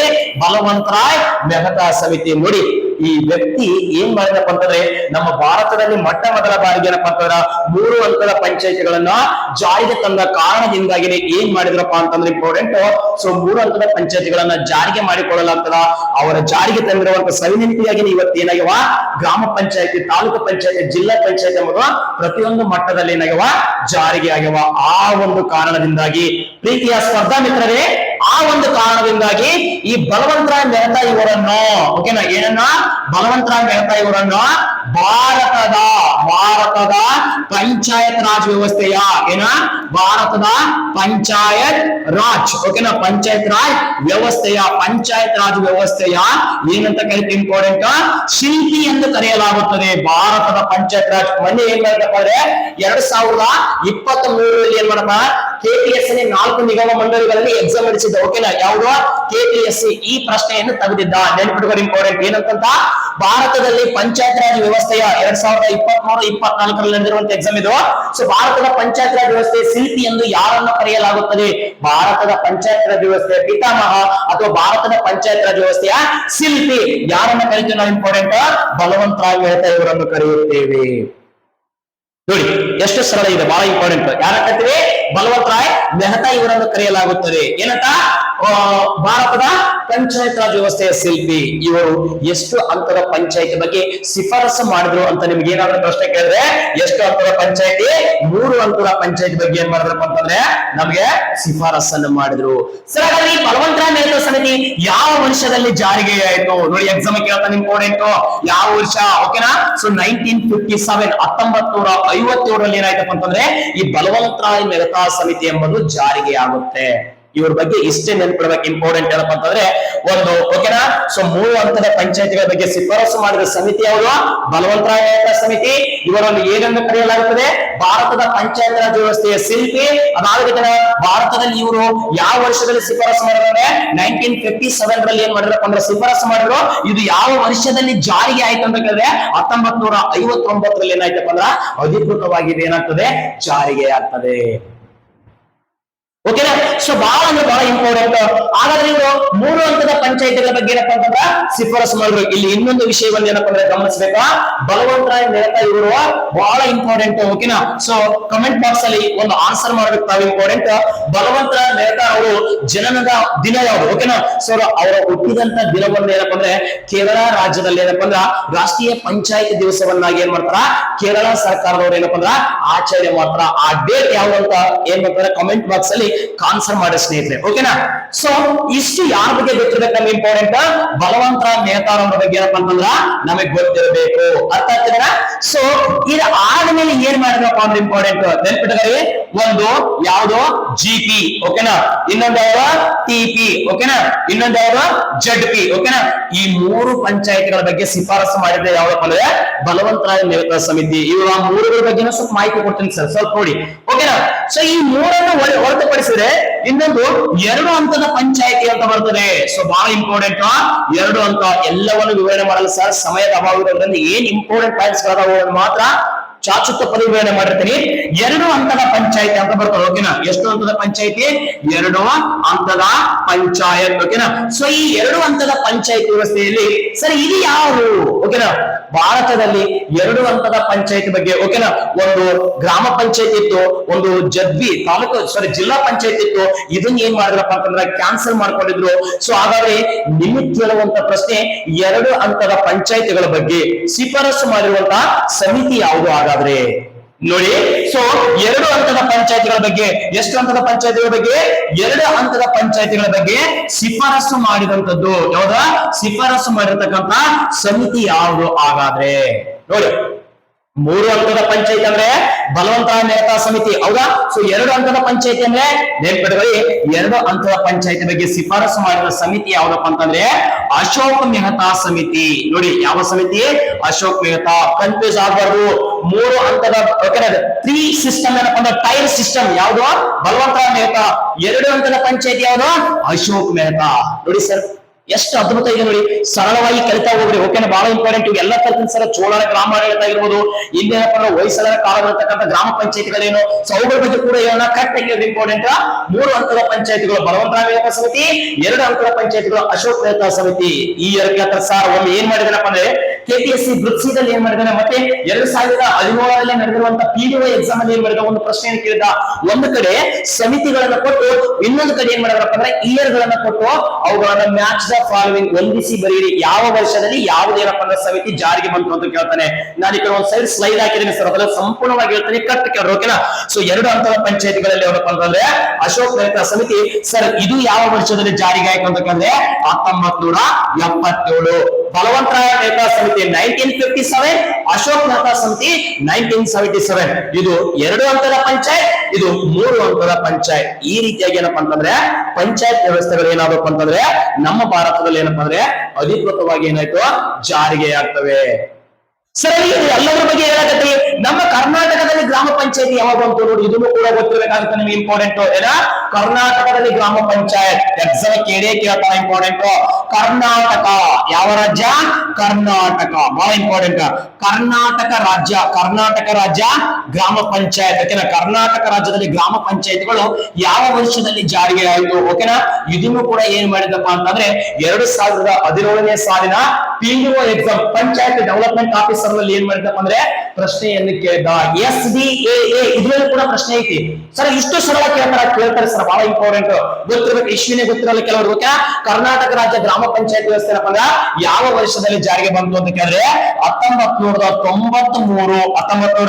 1993 ಮೇ 10ರಂದು. ಸರ ಎಚ್ಚರಾಗಿ ಕೇಳಬೇಕು ನೀವು. ಮಕ್ಕಂಡ್ರು ಕೂಡ ಎಚ್ಚರ ಇರ್ಬೇಕು. ಜೀವನದಲ್ಲಿ ಉದ್ದಾರ ಆಗ್ಬೇಕಂದ್ರ ಅರ್ಥ ಆಗ್ತದೆ. ಗೌರ್ಮೆಂಟ್ ನೌಕರಿ ಸುಮ್ಮನೆ ಸಿಗಂಗಿಲ್ಲ ಸರ. ನೋಡ್ರಿ ಇಂಪಾರ್ಟೆಂಟ್. 1993 ಮೇ 10ನೇ ತಾರೀಕಿಗೆ ಏನಾಯ್ತಪ್ಪ ಅಂತಂದ್ರೆ ನಮ್ಮ ಕರ್ನಾಟಕದಲ್ಲಿ ಅಧಿಕೃತವಾಗಿ ಏನಪ್ಪ ಅಂದ್ರೆ ಗ್ರಾಮ ಪಂಚಾಯತಿಗಳು ಜಾರಿಗೆ ಆಗ್ತವೆ.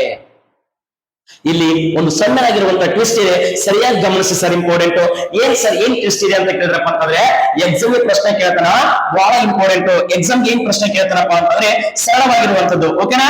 ಸೊ 1993ರಲ್ಲಿ ಓಕೆನಾ ಭಾರತದಲ್ಲಿ ಗ್ರಾಮ ಪಂಚಾಯತಿಗಳು ಬಂದಾಗ ನೋಡಿ ಇಂಪಾರ್ಟೆಂಟ್, ಭಾರತದಲ್ಲಿ ಓಕೆನಾ ಭಾರತದಲ್ಲಿ ಏನಪ್ಪ ಅಂತಂದ್ರೆ ಓಕೆನಾ ಯಾವ್ದಪ್ಪ ಅಂತಂದ್ರೆ ಪಂಚಾಯತ್ ಕಾಯ್ದೆ. ಓಕೆನಾ ಭಾರತದಲ್ಲಿ ಯಾವ್ದಪ್ಪ ಅಂತಂದ್ರೆ ಪಂಚಾಯತ್ ಓಕೆನಾ ಪಂಚಾಯತ್ ರಾಜ್ ಕಾಯ್ದೆಗಳು. ಭಾರತದಲ್ಲಿ ಪಂಚಾಯತ್ ರಾಜ್ ಕಾಯ್ದೆ ಬಂದದ ಇಲ್ಲ? ಸೊ ಬಹಳ ಇಂಪಾರ್ಟೆಂಟ್. ಯಾವಾಗ ಬಂದೈತಿ?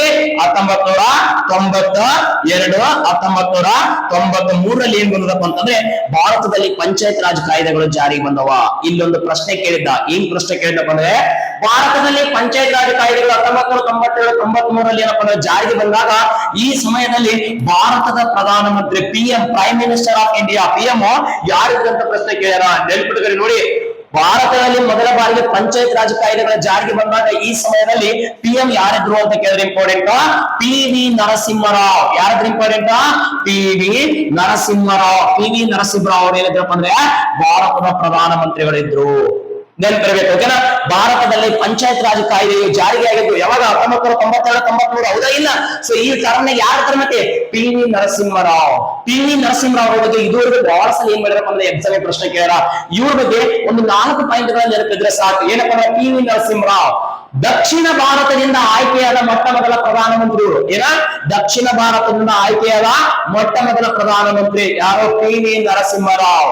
ಇವರ ಕಾಲದ ಅವಧಿಯಲ್ಲಿ ಏನ್ ಜಾರಿಗೆ ಬಂತು? ಪಂಚಾಯತ್ ರಾಜ್ ವ್ಯವಸ್ಥೆಗಳ ಜಾರಿಗೆ ಬಂದು.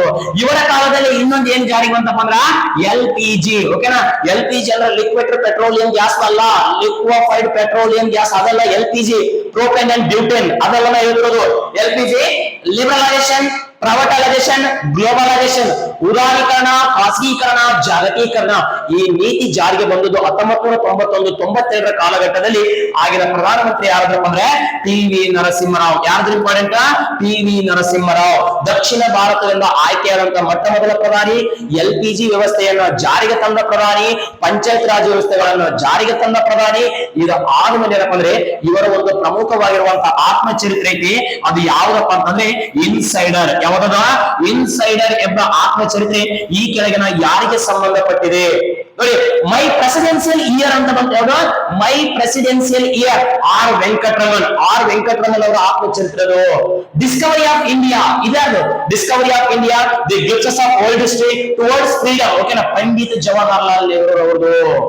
ನೋಡಿ ಇವೆಲ್ಲ ಪ್ರಶ್ನೆಗಳನ್ನ ಏನ್ ಮಾಡ್ತಾರಪ್ಪ ಅಂದ್ರೆ ಕೇಳ್ತಾರೆ. ಮಹಾತ್ಮ ಗಾಂಧೀಜಿ ಅವ್ರದ್ದು ಯಂಗ್ ಇಂಡಿಯಾ ಅರ್ಥದಿಂದ ಯಂಗ್ ಇಂಡಿಯಾ ಮಹಾತ್ಮ ಗಾಂಧಿ ಕೇಳಿ ಮೈ ಎಕ್ಸ್ಪೆರಿಮೆಂಟ್ ವಿತ್ ಟ್ರೂತ್ ಓಕೆನಾ ಹರಿಜನ ಎಂಬ ಪತ್ರಿಕೆಯನ್ನು ಜಾರಿಗೆ ತಂದ್ರು. ಅರ್ಥ ಇಂಡಿಯನ್ ಒಪಿನಿಯನ್ ಅಂತ ಹೇಳಿ ಒಂದು ದಕ್ಷಿಣ ಆಫ್ರಿಕಾದಲ್ಲಿ ಕೃತಿಯನ್ನು ಜಾರಿಗೆ ತಂದ್ರು. ಇವೆಲ್ಲ ಕೇಳ್ತಾ ಹೋಗ್ತಾರೆ. ಮೂಕ ನಾಯಕ ಡಾಕ್ಟರ್ ಬಾಬಾ ಸಾಹೇಬ್ ಅಂಬೇಡ್ಕರ್ ಅವ್ರದ್ದು the problem of the rupee ಇದು ಕೂಡ ಡಾಕ್ಟರ್ ಬಾಬಾ ಸಾಹೇಬ್ ಅಂಬೇಡ್ಕರ್ ಅವ್ರದ್ದು ಏನಪ್ಪ ಅಂದ್ರೆ ಓಕೆನಾ. ಸೊ ಇವೆಲ್ಲ ಪ್ರಶ್ನೆಗಳನ್ನ ಏನಪ್ಪ ಅಂದ್ರೆ ಕೇಳ್ತಾ ಹೋಗ್ತಾರೆ. ಓಕೆನಾ? ಬಹಳ ಇಂಪಾರ್ಟೆಂಟ್ ಗೊತ್ತಿರಬೇಕು. ಬಿಡಿ. ಸೊ ಭಾರತದಲ್ಲಿ ಪಂಚಾಯತ್ ರಾಜ್ ಕಾಯ್ದೆ ಬಂದಾಗ ಭಾರತದ ಪ್ರಧಾನಮಂತ್ರಿ ಯಾರಾದ್ರೂ ಸರಿ ಹಾಗಾದ್ರೆ PV ನರಸಿಂಹರಾವ್ ಅವರು ಏನಿದ್ರು ಭಾರತದ ಪ್ರಧಾನಮಂತ್ರಿ ಇದ್ರು. ಹಾಗಾದ್ರೆ ಕರ್ನಾಟಕದಲ್ಲಿ ಯಾವಾಗ 1993 ಮೇ 10ನೇ ತಾರೀಕಿಗೆ ಕರ್ನಾಟಕದಲ್ಲಿ ಗ್ರಾಮ ಪಂಚಾಯತಿಗಳು ಬಂದಾಗ ಆಗಿನ ಸಮಯದಲ್ಲಿ ಕರ್ನಾಟಕದ ಮುಖ್ಯಮಂತ್ರಿ ಯಾರಿದ್ರು ನೋಡಿ. ಯಾವಾಗ? 1993 ಓಕೆನಾ. ಸೊ ಯಾವ ಡೇಟ್ಗೆ? ಮೇ 10ರಂದು ಗ್ರಾಮ ಪಂಚಾಯತಿಗಳು ಜಾರಿಗೆ ಬಂದಾಗ ಆಗಿನ ಸಮಯದಲ್ಲಿ ಏನಪ್ಪಾ ಅಂತಂದ್ರೆ ಯಾರಿದ್ರು ಗ್ರಾಮ ಪಂಚಾಯತಿ ಏನಪ್ಪಾ ಅಂತ ಜಾರಿಗೆ ಬಂದಾಗ ಕರ್ನಾಟಕದ ಮುಖ್ಯಮಂತ್ರಿ ಈ ಟರ್ನ್ ಅಂತ ಕೇಳಿದ್ರೆ ಯಾರಿದ್ರ? M ವೀರಪ್ಪ ಮೊಯ್ಲಿ ಅವರು ಇದ್ರು. ಯಾರಿದ್ರ? M ವೀರಪ್ಪ ಮೊಯ್ಲಿ. M ವೀರಪ್ಪ ಮೊಯ್ಲಿ ಅವರು ಏನಿದ್ರು ಕರ್ನಾಟಕದ ಮುಖ್ಯಮಂತ್ರಿಗಳಾಗಿದ್ರು.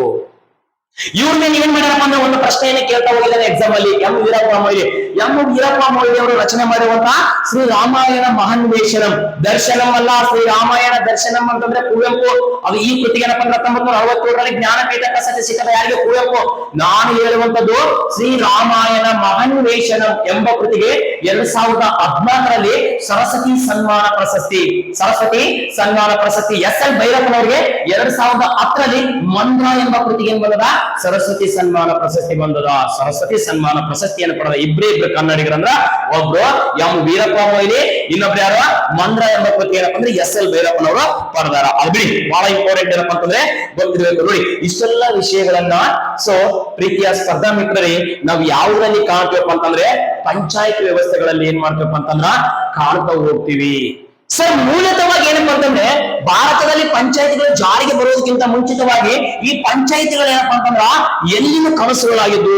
ಓಕೆನಾ, ಪುರಾತನ ಕಾಲದಲ್ಲಿ, ವೇದಗಳ ಕಾಲದಲ್ಲಿ, ಚೋಳರ ಗ್ರಾಮಾಡಳಿತದಲ್ಲಿ ಪಂಚಾಯತಿಗಳ ವ್ಯವಸ್ಥೆ ಬಗ್ಗೆ ಹೆಂಗಿತ್ತು ಅಲ್ಲಿ ಕೂಡ ಒಂದ್ 2-3 ಪ್ರಶ್ನೆಗಳನ್ನ ಕೇಳುವಂತ ಸಾಧ್ಯತೆ ಇರ್ತದೆ ಸರ್. ಸ್ವಲ್ಪ ಅದ್ರ ಬಗ್ಗೆ ನೋಡೋಣ. ಯಾವ್ದಪ್ಪ ಅಂತಂದ್ರೆ ಚೋಳರ ಗ್ರಾಮಾಡಳಿತ. ಎಕ್ಸಾಮ್ ಕೇಳ್ತಾನ, ನೆನಪಿರ್ಬೇಕು ಯಾವ್ದ ಚೋಳರ ಗ್ರಾಮಾಡಳಿತ. ಚೋಳರ ಗ್ರಾಮಾಡಳಿತದ ಬಗ್ಗೆ ಏನ್ ಪ್ರಶ್ನೆಗಳನ್ನ ಕೇಳ್ತಾನಪ್ಪ, ಬಹಳ ಇಂಪಾರ್ಟೆಂಟ್, ನೆನ್ಪಿಟ್ಕೋರಿ.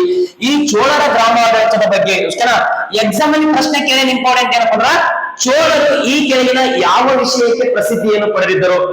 ಚೋಳ ಸಾಮ್ರಾಜ್ಯ ಇವತ್ತು ಇತಿಹಾಸದಲ್ಲಿ ಪ್ರಸಿದ್ಧಿಯನ್ನು ಪಡಿಬೇಕಾಗಿತ್ತು ಏನ್ ಕಾರಣ? ಸೊ ನೆನಪಿಟ್ಟರೆ ಚೋಳರು ಯಾವುದಕ್ಕೆ ಪ್ರಸಿದ್ಧರಾಗಿದ್ರು? ಗ್ರಾಮಾಡಳಿತದ ಬಗ್ಗೆ. ಯಾವುದು? ಗ್ರಾಮದ ಆಡಳಿತ, ಲೋಕಲ್ ಸೆಲ್ಫ್ ಗವರ್ಮೆಂಟ್. ಓಕೆ, ಇದಕ್ಕೆ ಏನಾಗಿದ್ರಪ್ಪ ಅಂದ್ರೆ ಅತಿ ಹೆಚ್ಚು ಪ್ರಸಿದ್ಧಿಯನ್ನು ಪಡೆದಿದ್ರು. ಸೊ ನೋಡಿ, ಈ ಚೋಳರ ಗ್ರಾಮಾಡಳಿತದಲ್ಲಿ ಒಂದು ಉತ್ತರ ಮೇರೂರು ಶಾಸನ ಅಂತ ಬರ್ತದ. ಯಾವ್ದು? ಉತ್ತರ ಮೇರೂರು ಶಾಸನ. ಯಾವ್ದು? ಉತ್ತರ ಮೇರೂರು ಶಾಸನ. ಉತ್ತರ ಮೇರೂರು ಶಾಸನ. ಓಕೆನಾ, ಯಾವ ಶಾಸನ? ಉತ್ತರ ಮೇರೂರು ಶಾಸನ ಅಂತ ಬರ್ತದ. ಬಹಳ ಇಂಪಾರ್ಟೆಂಟ್. ಈ ಉತ್ತರ ಮೇರೂರು ಶಾಸನ ಯಾವುದಕ್ಕೆ ಸಂಬಂಧಪಟ್ಟಿದೆ? ಎಷ್ಟು ಎಕ್ಸಾಮ್ ನಲ್ಲಿ ಕೇಳಿದ್ರಿ ಪ್ರಶ್ನೆನ. ಉತ್ತರ ಮೇರೂರು ಶಾಸನ ಯಾವುದಕ್ಕೆ ಸಂಬಂಧಪಟ್ಟಿದೆ ಅಂತ ನಿಮ್ಗೆ ಏನಾದ್ರು ಪ್ರಶ್ನೆ ಬಂದ್ರೆ ಡೈರೆಕ್ಟ್ ಆನ್ಸರ್ ಆಗಿ ಬರೋದು ಇಂಪಾರ್ಟೆಂಟ್ ಏನಪ್ಪ ಅಂದ್ರೆ ಗ್ರಾಮಾಡಳಿತ. ಯಾವ ಆಡಳಿತ? ಗ್ರಾಮಾಡಳಿತಕ್ಕೆ ಸಂಬಂಧಪಟ್ಟಿದೆ. ಯಾರ ಗ್ರಾಮಾಡಳಿತಕ್ಕೆ ಸಂಬಂಧಪಟ್ಟಿದೆ? ಚೋಳರ ಗ್ರಾಮಾಡಳಿತ. ನೋಡಿ ಇಂಪಾರ್ಟೆಂಟ್, ಯಾರ ಗ್ರಾಮಾಡಳಿತ? ಚೋಳರ ಗ್ರಾಮಾಡಳಿತಕ್ಕೆ ಏನಪ್ಪಾ ಅಂತಂದ್ರೆ ಸಂಬಂಧಪಟ್ಟಿದೆ. ಸರಿ, ಏನಿದೆ ಉತ್ತರ ಮೇರೂರು ಶಾಸನ?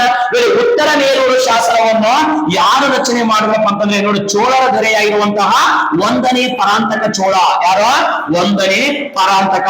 ಈ 1ನೇ ಪರಾಂತಕದಿಂದ ಏನಪ್ಪ ಅಂದ್ರೆ ರಚನೆಯಾಗಿರುವಂತದ್ದೇ ಯಾವಪ್ಪ ಅಂದ್ರೆ ಚೋಳರ ಗ್ರಾಮಾಡಳಿತ. ನೋಡಿ, ಈ ಚೋಳರ ಗ್ರಾಮಾಡಳಿತ ಯಾವ ರೀತಿಯಾಗಿ ನಡೀತಿತ್ತಪ್ಪ ಅಂದ್ರೆ ನೋಡಿ, ಸೊ ಆ ಚೋಳರ ಗ್ರಾಮಾಡಳಿತಕ್ಕೆ ಏನಪ್ಪಾ ಅಂತಂದ್ರೆ ಚುನಾವಣೆಗಳು ನಡಿಬೇಕಾಗಿತ್ತಂದ್ರೆ ಒಬ್ಬ ಸದಸ್ಯ ಚುನಾವಣೆಗೆ ನಿಂತು ಎಲೆಕ್ಷನ್ ನಿಂತು ಗೆದ್ದು ಬರ್ಬೇಕಾಗಿತ್ತಂದ್ರೆ ಸೊ ಅಲ್ಲಿ ಯಾವ ತರನಾಗಿರುವಂತ ಸಿಸ್ಟಮ್ಗಳಿದ್ವಪ್ಪ ನೋಡ್ರಿ. ಬಹಳ ಇಂಪಾರ್ಟೆಂಟ್.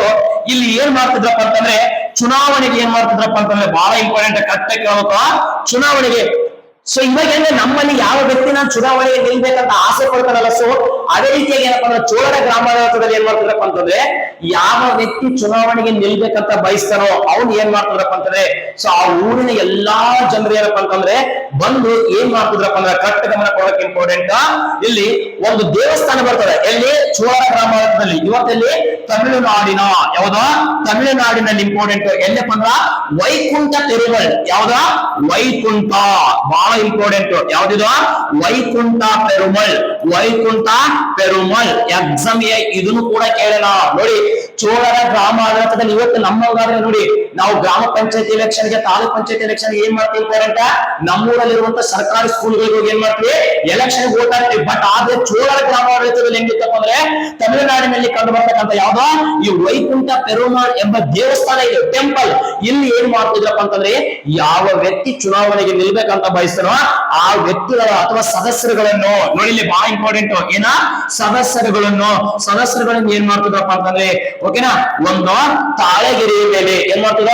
ಒಂದು ತಾಳೆಗೆರೆಯ ಮೇಲೆ ಆ ಸದಸ್ಯರ ಹೆಸರನ್ನು ಬರೆದು ಏನ್ ಮಾಡ್ತಿದಪ್ಪ ಅಂತಂದ್ರೆ ಒಂದು ಮಡಿಕೆಯಲ್ಲಿ ಏನ್ ಮಾಡ್ತದೆ ಇಂಪಾರ್ಟೆಂಟ್, ಒಂದು ಮಡಿಕೆಯಲ್ಲಿ ಏನ್ ಮಾಡ್ತದಪ್ಪ ಅಂತಂದ್ರೆ ಆ ಚೀಟಿಗಳನ್ನು ಏನ್ ಮಾಡ್ತದ ಹಾಕಿ ಏನ್ ಮಾಡ್ತದಪ್ಪ ಅಂದ್ರೆ ಒಂದು ಸಣ್ಣ ಮಗುವಿನಿಂದ ಏನ್ ಮಾಡ್ತದಪ್ಪ ಅಂದ್ರೆ ಆ ಚೀಟಿಗಳನ್ನು ಎತ್ತುವಂತ ಕೆಲಸವನ್ನು ಮಾಡ್ತಾ ಇದ್ರು.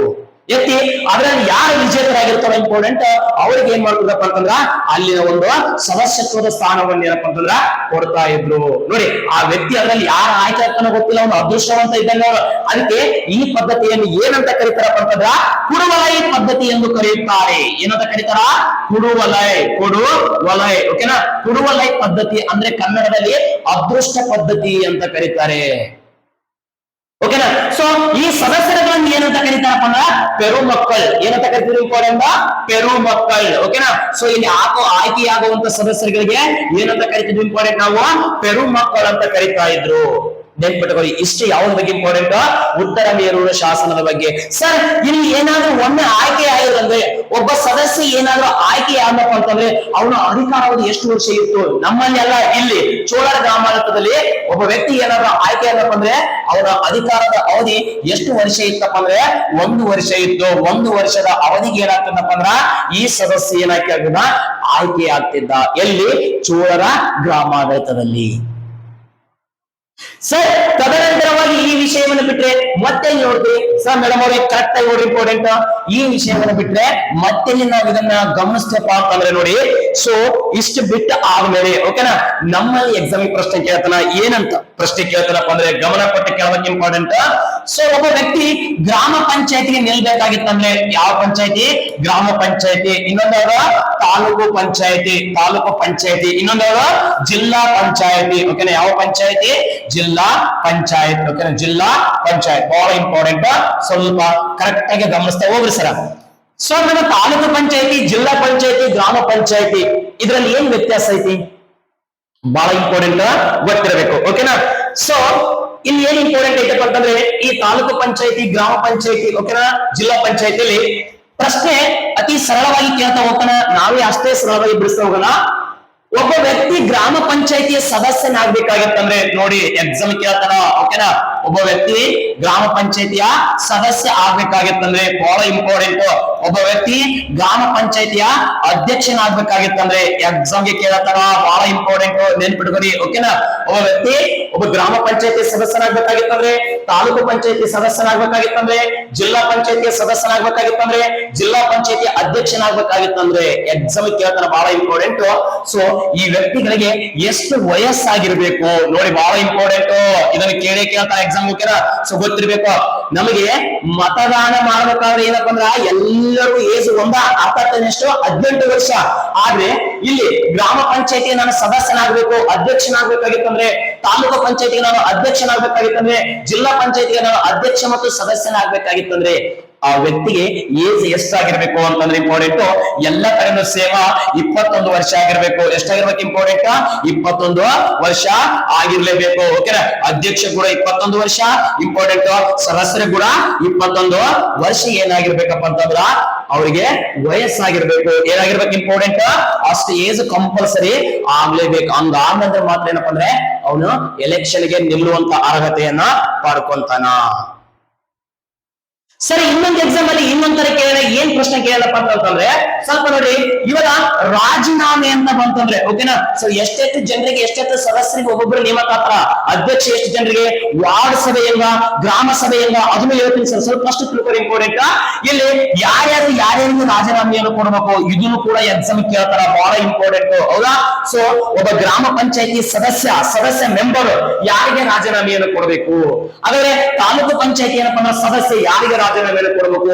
ಜಿಲ್ಲಾ ಪಂಚಾಯತಿಯ ಸದಸ್ಯ ಯಾರಿಗೆ ರಾಜೀನಾಮೆಯನ್ನು ಕೊಡಬೇಕು? ಈ 3 ಪಂಚಾಯತಿಗಳ ಅಧ್ಯಕ್ಷರುಗಳು ಯಾರಿಗೆ ರಾಜೀನಾಮೆಯನ್ನು ಕೊಡಬೇಕು? ನೋಡಿ ಎಷ್ಟು ಚಂದ ಕೇಳ್ತಾನೆ, ಇಂಪಾರ್ಟೆಂಟ್. ಸರಳವಾಗಿ ಅರ್ಥ ಮಾಡ್ತಾರೆ, ಇಂಪಾರ್ಟೆಂಟ್. ಸದಸ್ಯ ಅಂತ ಬಂದಪ್ಪ ಅಂದ್ರೆ ನೆನ್ಪಿಟ್ಕೊರಿ, ಸದಸ್ಯ ಅಂತ ಬಂದಪ್ಪ ಅಂದ್ರೆ ಬಹಳ ಸರಳ, ಇಂಪಾರ್ಟೆಂಟ್. ಇನ್ನು ಅಧ್ಯಕ್ಷ ಅಂತ ಬಂದಂದ್ರೆ ನೆನ್ಪಿಟ್ಕೊಂಡ್ಬಿಡ್ರಿ. ಓಕೆನಾ, ಈ 2 ವಿಷಯವನ್ನ ಸರಿಯಾಗಿ ಗಮನಿಸ್ರಿ. ಸ್ವಲ್ಪ ಇಂಪಾರ್ಟೆಂಟ್. ಗ್ರಾಮ ಪಂಚಾಯತಿಯ ಸದಸ್ಯ, ಓಕೆನಾ, ಇವರು ಸದಸ್ಯ, ಇವರು ತನ್ನ ರಾಜೀನಾಮೆಯನ್ನು ಯಾರಿಗೆ ಸಲ್ಲಿಸಬೇಕು? ಗ್ರಾಮ ಪಂಚಾಯತಿಯ ಸದಸ್ಯರು ಗ್ರಾಮ ಪಂಚಾಯತಿಯ ಅಧ್ಯಕ್ಷನಿಗೆ ಸಲ್ಲಿಸಬೇಕು. ಸೊ ಗ್ರಾಮ ಪಂಚಾಯತಿಯ ಸದಸ್ಯ ಯಾರಿಗೆ ಸಲ್ಲಿಸಬೇಕು? ಗ್ರಾಮ ಪಂಚಾಯತಿಯ ಅಧ್ಯಕ್ಷರು ಸಲ್ಲಿಸಬೇಕು. ಅದೇ ರೀತಿಯಾಗಿ ಇಲ್ಲಿನ ಸದಸ್ಯ ಓಕೆನಾ, ಯಾವುದೋ ತಾಲೂಕು ಪಂಚಾಯತಿಯ ಸದಸ್ಯ ಯಾರಿಗೆ ಸಲ್ಲಿಸಬೇಕು? ತಾಲೂಕು ಪಂಚಾಯತಿಯ ಅಧ್ಯಕ್ಷನಿಗೆ ಸಲ್ಲಿಸಬೇಕು. ಇಲ್ಲಿ ಜಿಲ್ಲಾ ಪಂಚಾಯತಿಯ ಸದಸ್ಯ ಯಾರು ಮಾಡಬೇಕು? ಜಿಲ್ಲಾ ಪಂಚಾಯತಿಯ ಅಧ್ಯಕ್ಷನಿಗೆ ಏನ್ ಮಾಡ್ಬೇಕಪ್ಪ ಅಂತಂದ್ರ ರಾಜೀನಾಮೆಯನ್ನು ಕೊಡಬೇಕು. ನೆನ್ಪಿಟ್ಕೊರಿ, ಬಹಳ ಇಂಪಾರ್ಟೆಂಟ್, ಕರೆಕ್ಟ್ ತಿಳ್ಕೋಬೇಕು. ಓಕೆನಾ, ಇಲ್ಲಿರುವಂತ ಎಲ್ಲಾ ಸದಸ್ಯರುಗಳು ಅಲ್ಲಿ ಯಾರ್ಯಾರು ಅಧ್ಯಕ್ಷರಾಗಿರ್ತಾರಲ್ಲ ಅವ್ರಿಗೆ ಏನ್ ಮಾಡ್ಬೇಕಪ್ಪ ಅಂದ್ರ ತಮ್ಮ ಹಸ್ತಾಕ್ಷರದಿಂದ ಏನ್ ಮಾಡ್ಬೇಕಪ್ಪ ಅಂದ್ರೆ ರಾಜೀನಾಮೆ ಪತ್ರವನ್ನು ಬರೆದು ಏನ್ ಮಾಡ್ಬೇಕು? ರಾಜೀನಾಮೆಯನ್ನು ಕೊಡಬೇಕು. ಅರ್ಥ ಆಯ್ತ್ರಿ ಸರ? ಅರ್ಥ ಆಯ್ತ್ರಿ? ಅಕಸ್ಮಾತ್ ಆಗಿ ಸದಸ್ಯರುಗಳನ್ನು ಕೇಳೋದ್ ಬದಲು ಅಧ್ಯಕ್ಷರುಗಳನ್ನ ಕೇಳ್ಬಿಟ್ಟ ಅಂತ ತಿಳ್ಕೊರಿ. ಇಂಪಾರ್ಟೆಂಟ್. ಯಾರನ್ನ ಕೇಳ್ದ? ಅಧ್ಯಕ್ಷರನ್ನ ಕೇಳ್ದ. ಓಕೆನಾ? ಸೊ ಇಲ್ಲಿ ಬಹಳ ಇಂಪಾರ್ಟೆಂಟ್. ಸ್ವಲ್ಪ ಸರಿಯಾಗಿ ಏನಪ್ಪ ಅಂದ್ರೆ ಗಮನಿಸ್ತಾ ಹೋಗ್ರಿ. ಓಕೆನಾ? ಸೊ ಒಬ್ಬನು ಗ್ರಾಮ ಪಂಚಾಯತಿ. ಓಕೆನಾ? ಬಹಳ ಇಂಪಾರ್ಟೆಂಟ್. ನೆಕ್ಸ್ಟ್ ತಾಲೂಕು ಪಂಚಾಯತಿ, ನೆಕ್ಸ್ಟ್ ಜಿಲ್ಲಾ ಪಂಚಾಯತಿ. ಓಕೆನಾ? ಸೊ ಈ ಎಲ್ಲಾ ಸದಸ್ಯರುಗಳು ಈ ಎಲ್ಲಾ ಅಧ್ಯಕ್ಷರುಗಳು ರಾಜೀನಾಮೆಯನ್ನು ಯಾರಿಗೆ ಕೊಡಬೇಕು? ನೆನಪಿಟ್ಕೊಳ್ಳಿ, ಬಹಳ ಇಂಪಾರ್ಟೆಂಟ್. ಗ್ರಾಮ ಪಂಚಾಯತಿಯ ಅಧ್ಯಕ್ಷ ಬಹಳ ಇಂಪಾರ್ಟೆಂಟ್. ತನ್ನ ರಾಜೀನಾಮೆಯನ್ನು ಯಾವುದನ್ನು ರಾಜೀನಾಮೆ ಯಾರಿಗೆ ಕೊಡಬೇಕು? ಬಹಳ ಇಂಪಾರ್ಟೆಂಟ್. ಗ್ರಾಮ ಪಂಚಾಯತಿಯ ಅಧ್ಯಕ್ಷ ತನ್ನ ರಾಜೀನಾಮೆ ಪತ್ರವನ್ನು ಯಾರಿಗೆ ಕೊಡಬೇಕು ಅಂತ ಕೇಳಿದ್ರೆ ಎಸಿ ಅವರಿಗೆ ಕೊಡಬೇಕು. ಎಸಿ ಅಲ್ಲ, ಏರ್ ಕಂಡೀಷನ್ ಅಲ್ರಿ ಸರ, ಏರ್ ಕೂಲರ್ ಅಲ್ಲ. ಅರ್ಥ ಆಗ್ತದ? ಸೊ ಯಾವ್ದೋ ಅಸಿಸ್ಟೆಂಟ್ ಕಮಿಷನರ್, ಅರ್ಥ ಆಗ್ತದ? ಸಹಾಯಕ ಆಯುಕ್ತರಿಗೆ ಏನ್ ಮಾಡ್ಬೇಕಪ್ಪ ಅಂತಂದ್ರ ತನ್ನ ರಾಜೀನಾಮೆಯನ್ನು ಕೊಡ್ಬೇಕಾಗ್ತದ. ಯಾರಿಗೆ? ಎಸಿ ಅವರಿಗೆ. ಒಬ್ಬ ಗ್ರಾಮ ಪಂಚಾಯತಿಯ ಸದಸ್ಯ ಇದ್ನಂದ್ರ ಅಧ್ಯಕ್ಷನ ಕೊಡ್ಬೇಕು. ಅಧ್ಯಕ್ಷ ಇದ್ನಂದ್ರೆ ಯಾರಿಗೆ ಕೊಡ್ಬೇಕು? ಇಂಪಾರ್ಟೆಂಟ್. ಎಸಿ ಅವರಿಗೆ ಕೊಡಬೇಕು. ಅಕಸ್ಮಾತ್ ಆಗಿ ತಾಲೂಕು ಪಂಚಾಯತಿ ಅಧ್ಯಕ್ಷ ಯಾರಿಗೆ ಕೊಡ್ಬೇಕು? ಒಬ್ಬ ತಾಲೂಕು ಪಂಚಾಯತಿ ಅಧ್ಯಕ್ಷರನ್ನ ಇವಾಗ ಅವನು ಯಾರಿಗೆ ಕೊಡ್ಬೇಕು ನೋಡಿ, ಅವ್ನು ಯಾರಿಗೆ ಕೊಡ್ಬೇಕು? ಇಂಪಾರ್ಟೆಂಟ್. ಸೊ ಇದನ್ನು ಗೊತ್ತಿರ್ಬೇಕಾಗ್ತದೆ. ಇವರು ಯಾರಿಗೆ ಕೊಡ್ಬೇಕು ಅಂತ ಕೇಳಿದ್ರೆ ಇಂಪಾರ್ಟೆಂಟ್. ಡಿಸಿ ಅವರಿಗೆ ಕೊಡಬೇಕು. ಏನಾ? ಜಿಲ್ಲಾಧಿಕಾರಿ, ಡಿಸಿ. ಓಕೆನಾ? District commissioner. ಓಕೆನಾ? ಜಿಲ್ಲಾಧಿಕಾರಿಗಳಿಗೆ. ನೋಡಿ, ಗ್ರಾಮ ಪಂಚಾಯತಿ ಅಧ್ಯಕ್ಷ ಬಂದು ಎಸಿಗೆ ಕೊಡ್ಬೇಕು. ಓಕೆನಾ? ತಾಲೂಕು ಪಂಚಾಯತಿ ಅಧ್ಯಕ್ಷ ಬಂದು ಯಾರಿಗೆ ಕೊಡ್ಬೇಕು? ಇಂಪಾರ್ಟೆಂಟ್. ಡಿಸಿ ಅವರಿಗೆ. ಓಕೆನಾ? ಯಾರಿಗೆ ಕೊಡ್ಬೇಕು? ಡಿಸಿ, ಡಿಸ್ಟ್ರಿಕ್ಟ್ ಕಮಿಷನರ್ ಅವರಿಗೆ ಏನ್ ಮಾಡ್ಬೇಕು? ತಮ್ಮ ರಾಜೀನಾಮೆ ಪತ್ರವನ್ನು ಕೊಡಬೇಕು. ಇನ್ನ ಯಾವ್ದು ಸರ್ ಇಂಪಾರ್ಟೆಂಟ್? ಇಲ್ಲಿ ಗ್ರಾಮ ಪಂಚಾಯತ್, ತಾಲೂಕು ಪಂಚಾಯತ್. ಓಕೆನಾ? ಜಡ್ಪಿ. ಓಕೆನಾ? ಜಡ್ಪಿ. ಓಕೆನಾ? ಇವ್ರು ಯಾರಿಗೆ ಕೊಡ್ಬೇಕು ಸರ್? ಇವ್ರು ಯಾರಿಗೆ ಕೊಡಬೇಕಪ್ಪ ಅಂದ್ರೆ ರಾಜ್ಯ ಸರ್ಕಾರಕ್ಕೆ. ಓಕೆನಾ? ಸ್ಟೇಟ್ ಗವರ್ಮೆಂಟ್, ರಾಜ್ಯ ಸರ್ಕಾರಕ್ಕೆ. ರಾಜ್ಯ ಸರ್ಕಾರದಲ್ಲಿ ಯಾವ ಅಧಿಕಾರಿ ಪಂಚಾಯತಿಗಳಿಗೆ ಸಂಬಂಧಪಟ್ಟಿರ್ತಾನೋ ಅವನಿಗೆ ಏನ್ ಮಾಡ್ಬೇಕಪ್ಪ ಅಂದ್ರೆ ಇಂಪಾರ್ಟೆಂಟ್, ತಮ್ಮ ರಾಜೀನಾಮೆ ಪತ್ರವನ್ನು ಸಲ್ಲಿಸಬೇಕು. ಸರ್ ಅಕಸ್ಮಾತ್ ಆಗಿ ಇಂಪಾರ್ಟೆಂಟ್ ಏನಪ್ಪಾ ಅಂತಂದ್ರೆ ಒಬ್ಬ ಗ್ರಾಮ ಪಂಚಾಯತಿ ಅಧ್ಯಕ್ಷನಾಗಿ, ಒಬ್ಬ ತಾಲೂಕು ಪಂಚಾಯತಿ ಅಧ್ಯಕ್ಷನಾಗಿ, ಒಬ್ಬ ಜಿಲ್ಲಾ ಪಂಚಾಯತಿ ಅಧ್ಯಕ್ಷನಾಗಿ ಆಯ್ಕೆಯಾದ್ರೆ ನೋಡಿ ಎಷ್ಟು ಚಂದ ಕೇಳ್ತಾನೆ. ಆಯ್ಕೆ ಯಾರಪ್ಪ ಅಂತಂದ್ರ ಬಹಳ ಇಂಪಾರ್ಟೆಂಟ್. ಅವರ ಅಧಿಕಾರದ ಅವಧಿ ಎಷ್ಟು ವರ್ಷ ಇರ್ತದ? ಇಷ್ಟೇ ಸರಳ ಪ್ರಶ್ನೆ ಇರ್ತದ. ಬಟ್ ಎಕ್ಸಾಮ್ ನಾವ್ ಏನಾಯ್ತು ದೊಡ್ಡ ಕನ್ಫ್ಯೂಸ್ ಆಗ್ಬಿಡ್ತೇವೆ ಅವನು. ಓಕೆನಾ? ಸೊ ನೋಡಿ, ಈ ಗ್ರಾಮ ಪಂಚಾಯತಿಯ ಅಧ್ಯಕ್ಷನ ಅಧಿಕಾರದ ಅವಧಿ ಬಹಳ ಇಂಪಾರ್ಟೆಂಟ್. ಯಾರ ಅಧಿಕಾರ ಅವಧಿ? ಇವರ ಅಧಿಕಾರದ ಅವಧಿ ಬಹಳ ಇಂಪಾರ್ಟೆಂಟ್. ಎಷ್ಟು ಸರ್? ಇವರ ಅಧಿಕಾರಾವಧಿ ಎಷ್ಟು ವರ್ಷ ಇರ್ತದಪ್ಪ? ಬಹಳ ಇಂಪಾರ್ಟೆಂಟ್ ಇದು. ಅರ್ಥ ಆಗ್ತೇನಾ? ಎಷ್ಟು ವರ್ಷ ಇರ್ತದಪ್ಪ ಅಂದ್ರೆ ಇವರ ಅಧಿಕಾರದ ಅವಧಿ ಇಂಪಾರ್ಟೆಂಟ್. ಓಕೆನಾ? 2.5 ವರ್ಷ ಇರ್ತದ. ಬಹಳ ಇಂಪಾರ್ಟೆಂಟ್. ಎಷ್ಟು ವರ್ಷ? 2.5 ವರ್ಷ. ಅಂದ್ರೆ 2.5 ವರ್ಷ ಅಂದ್ರೆ ಎಷ್ಟು ತಿಂಗಳು ಆಗತ್ತಾ? 30 ತಿಂಗಳು. ಎಷ್ಟು ತಿಂಗಳು? 30 ತಿಂಗಳು. ಓಕೆನಾ? ಇವ್ರದ್ದು 2.5 ವರ್ಷ, ಇವ್ರದ್ದು ಇಂಪಾರ್ಟೆಂಟ್ ಏನಪ್ಪಾ ಅಂದ್ರೆ 2.5 ವರ್ಷ, ಇವ್ರದ್ದು ಇಂಪಾರ್ಟೆಂಟ್ ಏನಪ್ಪಾ ಅಂದ್ರೆ 2.5 ವರ್ಷ. ಅಂದ್ರೆ 30 ತಿಂಗಳು. ಸೊ ಅರ್ಥ ಆಗ್ತದ? ಒಬ್ಬ ಗ್ರಾಮ ಪಂಚಾಯತಿ ಅಧ್ಯಕ್ಷನ ಅಧಿಕಾರಾವಧಿ 2.5 ವರ್ಷ ಅಂದ್ರೆ 30 ತಿಂಗಳು, ಇವ್ರದ್ದು 2.5 ವರ್ಷ ಅಂದ್ರೆ 30 ತಿಂಗಳು, ಇವ್ರದ್ದು 2.5 ವರ್ಷ ಅಂದ್ರೆ ಎಷ್ಟು ತಿಂಗಳು ಇಂಪಾರ್ಟೆಂಟ್? 30 ತಿಂಗಳ ಕಾಲ ಏನಪ್ಪಾ ಅಂತಂದ್ರೆ ಇವರು ಅಧಿಕಾರದಲ್ಲಿ ಇರಬಹುದು. ಅರ್ಥ ಆಗ್ತಿದನ? ಬಹಳ ಇಂಪಾರ್ಟೆಂಟ್ ಏನಪ್ಪಾ ಅಂತಂದ್ರೆ ಗೊತ್ತಿರ್ಬೇಕು. ಬಹಳ ಸರಳ ಐತಿ. ಸರಳ ಅರ್ಥ ಮಾಡ್ಕೊಂಡ್ರೆ ಸರಳ, ಟಫ್ ಅರ್ಥ ಮಾಡ್ಕೊಂಡ್ರೆ ಟಫ್. ಅರ್ಥ ಆಗ್ತದೆ? ಬಹಳ ಈಜಿ ಐತಿ, ತಿಳ್ಕೊಬೇಕು. ಓಕೆನಾ? ಸೊ ನೆಕ್ಸ್ಟ್ ಒಂದು ಇಂಪಾರ್ಟೆಂಟ್ ಏನಪ್ಪಾ ಅಂದ್ರೆ ಇಷ್ಟು ಬಿಟ್ಟನಪ್ಪ ಅಂದ್ರೆ ಇನ್ನೊಂದು ಕೊಡ್ತಾನ. ಏನಪ್ಪಾ? ಇಷ್ಟು ಬಿಟ್ಟಲ್ಲ. ಸೊ ಇನ್ನೊಂದು ಏನ್ ಕೊಡ್ತಾನಪ್ಪ ಅಂದ್ರೆ ಇಂಪಾರ್ಟೆಂಟ್. ಸೊ ಗೊತ್ತಿರ್ಬೇಕು. ಗ್ರಾಮ ಸಭೆಗಳು. ಯಾವ ಸಭೆಗಳು? ಗ್ರಾಮ ಸಭೆ. ಓಕೆನಾ? ಗ್ರಾಮ ಸಭೆ ಬಹಳ ಇಂಪಾರ್ಟೆಂಟ್. ಗ್ರಾಮ ಸಭೆ, ತಾಲೂಕು ಪಂಚಾಯತಿ ಸಭೆ. ಓಕೆನಾ? ತಾಲೂಕು ಪಂಚಾಯತಿ ಸಭೆ. ನೆಕ್ಸ್ಟ್ ಏನಪ್ಪಾ ಅಂತಂದ್ರೆ ಇಂಪಾರ್ಟೆಂಟ್ ಜಿಲ್ಲಾ ಪಂಚಾಯತಿ ಸಭೆಗಳು. ಸರ್ ಪ್ರಶ್ನೆ ಕೇಳ್ತಾನೆ ಇಂಪಾರ್ಟೆಂಟ್. ಓಕೆನಾ? ಒಂದು ಗ್ರಾಮ ಸಭೆ ಆಗಿರ್ಬೋದು, ತಾಲೂಕು ಪಂಚಾಯತಿ ಸಭೆ ಆಗಿರ್ಬೋದು, ಜಿಲ್ಲಾ ಪಂಚಾಯತಿ ಸಭೆ ಆಗಿರ್ಬೋದು. ನೋಡಿ, ನಾನು ಇಲ್ಲಿ ಅಧಿವೇಶನ ಅಂತ ಹೇಳಕತ್ತಿಲ್ಲ, ಜಸ್ಟ್ ಸಭೆ. ಅರ್ಥಾತ್ ಒಂದು ಕಾನ್ಫರೆನ್ಸ್ ಅನ್ನು ಕರಿಬೇಕು. ಇಂಪಾರ್ಟೆಂಟ್. ಹಾಗಾದ್ರೆ ಎಷ್ಟು ತಿಂಗಳಿಗೊಮ್ಮೆ ಗ್ರಾಮ ಪಂಚಾಯತಿ ಸಭೆಯನ್ನು ಕರಿಬೇಕು ಸರ್? ನೋಡಿ, ಇದನ್ನ ಎಕ್ಸಾಮ್ ಪ್ರಶ್ನೆ ಕೇಳ್ತಾರೆ. ಇಂಪಾರ್ಟೆಂಟ್. ಎಷ್ಟು ತಿಂಗಳಿಗೆ ಒಮ್ಮೆ ಗ್ರಾಮ ಪಂಚಾಯತಿಯ ಸಭೆಯನ್ನು ಕರಿಬೇಕು? ಎಷ್ಟು ತಿಂಗಳಿಗೊಮ್ಮೆ ತಾಲೂಕು ಪಂಚಾಯತಿಯ ಸಭೆಯನ್ನು ಕರಿಬೇಕು? ಎಷ್ಟು ತಿಂಗಳಿಗೊಮ್ಮೆ ಜಿಲ್ಲಾ ಪಂಚಾಯತಿಯ ಸಭೆಯನ್ನು ಕರಿಬೇಕು? ನೆನ್ಪಿಟ್ಕೊಳ್ಳಿ. ಇಂಪಾರ್ಟೆಂಟ್. ಇದು ಪ್ರತಿ ತಿಂಗಳು ಇಂಪಾರ್ಟೆಂಟ್ ಏನ? ಪ್ರತಿ ತಿಂಗಳು ಕೂಡ ಏನ್ ಮಾಡ್ಬೇಕಪ್ಪ ಅಂತಂದ್ರ ಗ್ರಾಮ ಪಂಚಾಯತಿಯ ಸಭೆಯನ್ನು ಕರಿಬೇಕು. ಓಕೆನಾ? ಸೊ ಪ್ರತಿ ತಿಂಗಳು, ಪ್ರತಿ ಇಂಪಾರ್ಟೆಂಟ್ ಏನಪ್ಪ ಅಂದ್ರೆ ಮಂತ್ ಏನ್ ಮಾಡ್ಬೇಕು? ಗ್ರಾಮ ಪಂಚಾಯತಿ ಸಭೆಯನ್ನು ಕರಿಬೇಕು. ಇನ್ನ ತಾಲೂಕು ಪಂಚಾಯತಿ ಸಭೆಯನ್ನು 2 ತಿಂಗಳಿಗೊಮ್ಮೆ. ಎಷ್ಟು ತಿಂಗಳಿಗೊಮ್ಮೆ? 2 ತಿಂಗಳು. ಇದು ಜಿಲ್ಲಾ ಪಂಚಾಯತ್ ಸಭೆ, ಇದು 2 ತಿಂಗಳು. ನೆನ್ಪಿಟ್ಕೊಂಡು ಎಕ್ಸಾಮ್ ಪ್ರಶ್ನೆ ಕೇಳ್ತಾನ. ಗ್ರಾಮ ಪಂಚಾಯಿತಿಗಳು ಬಹಳ ಇಂಪಾರ್ಟೆಂಟ್.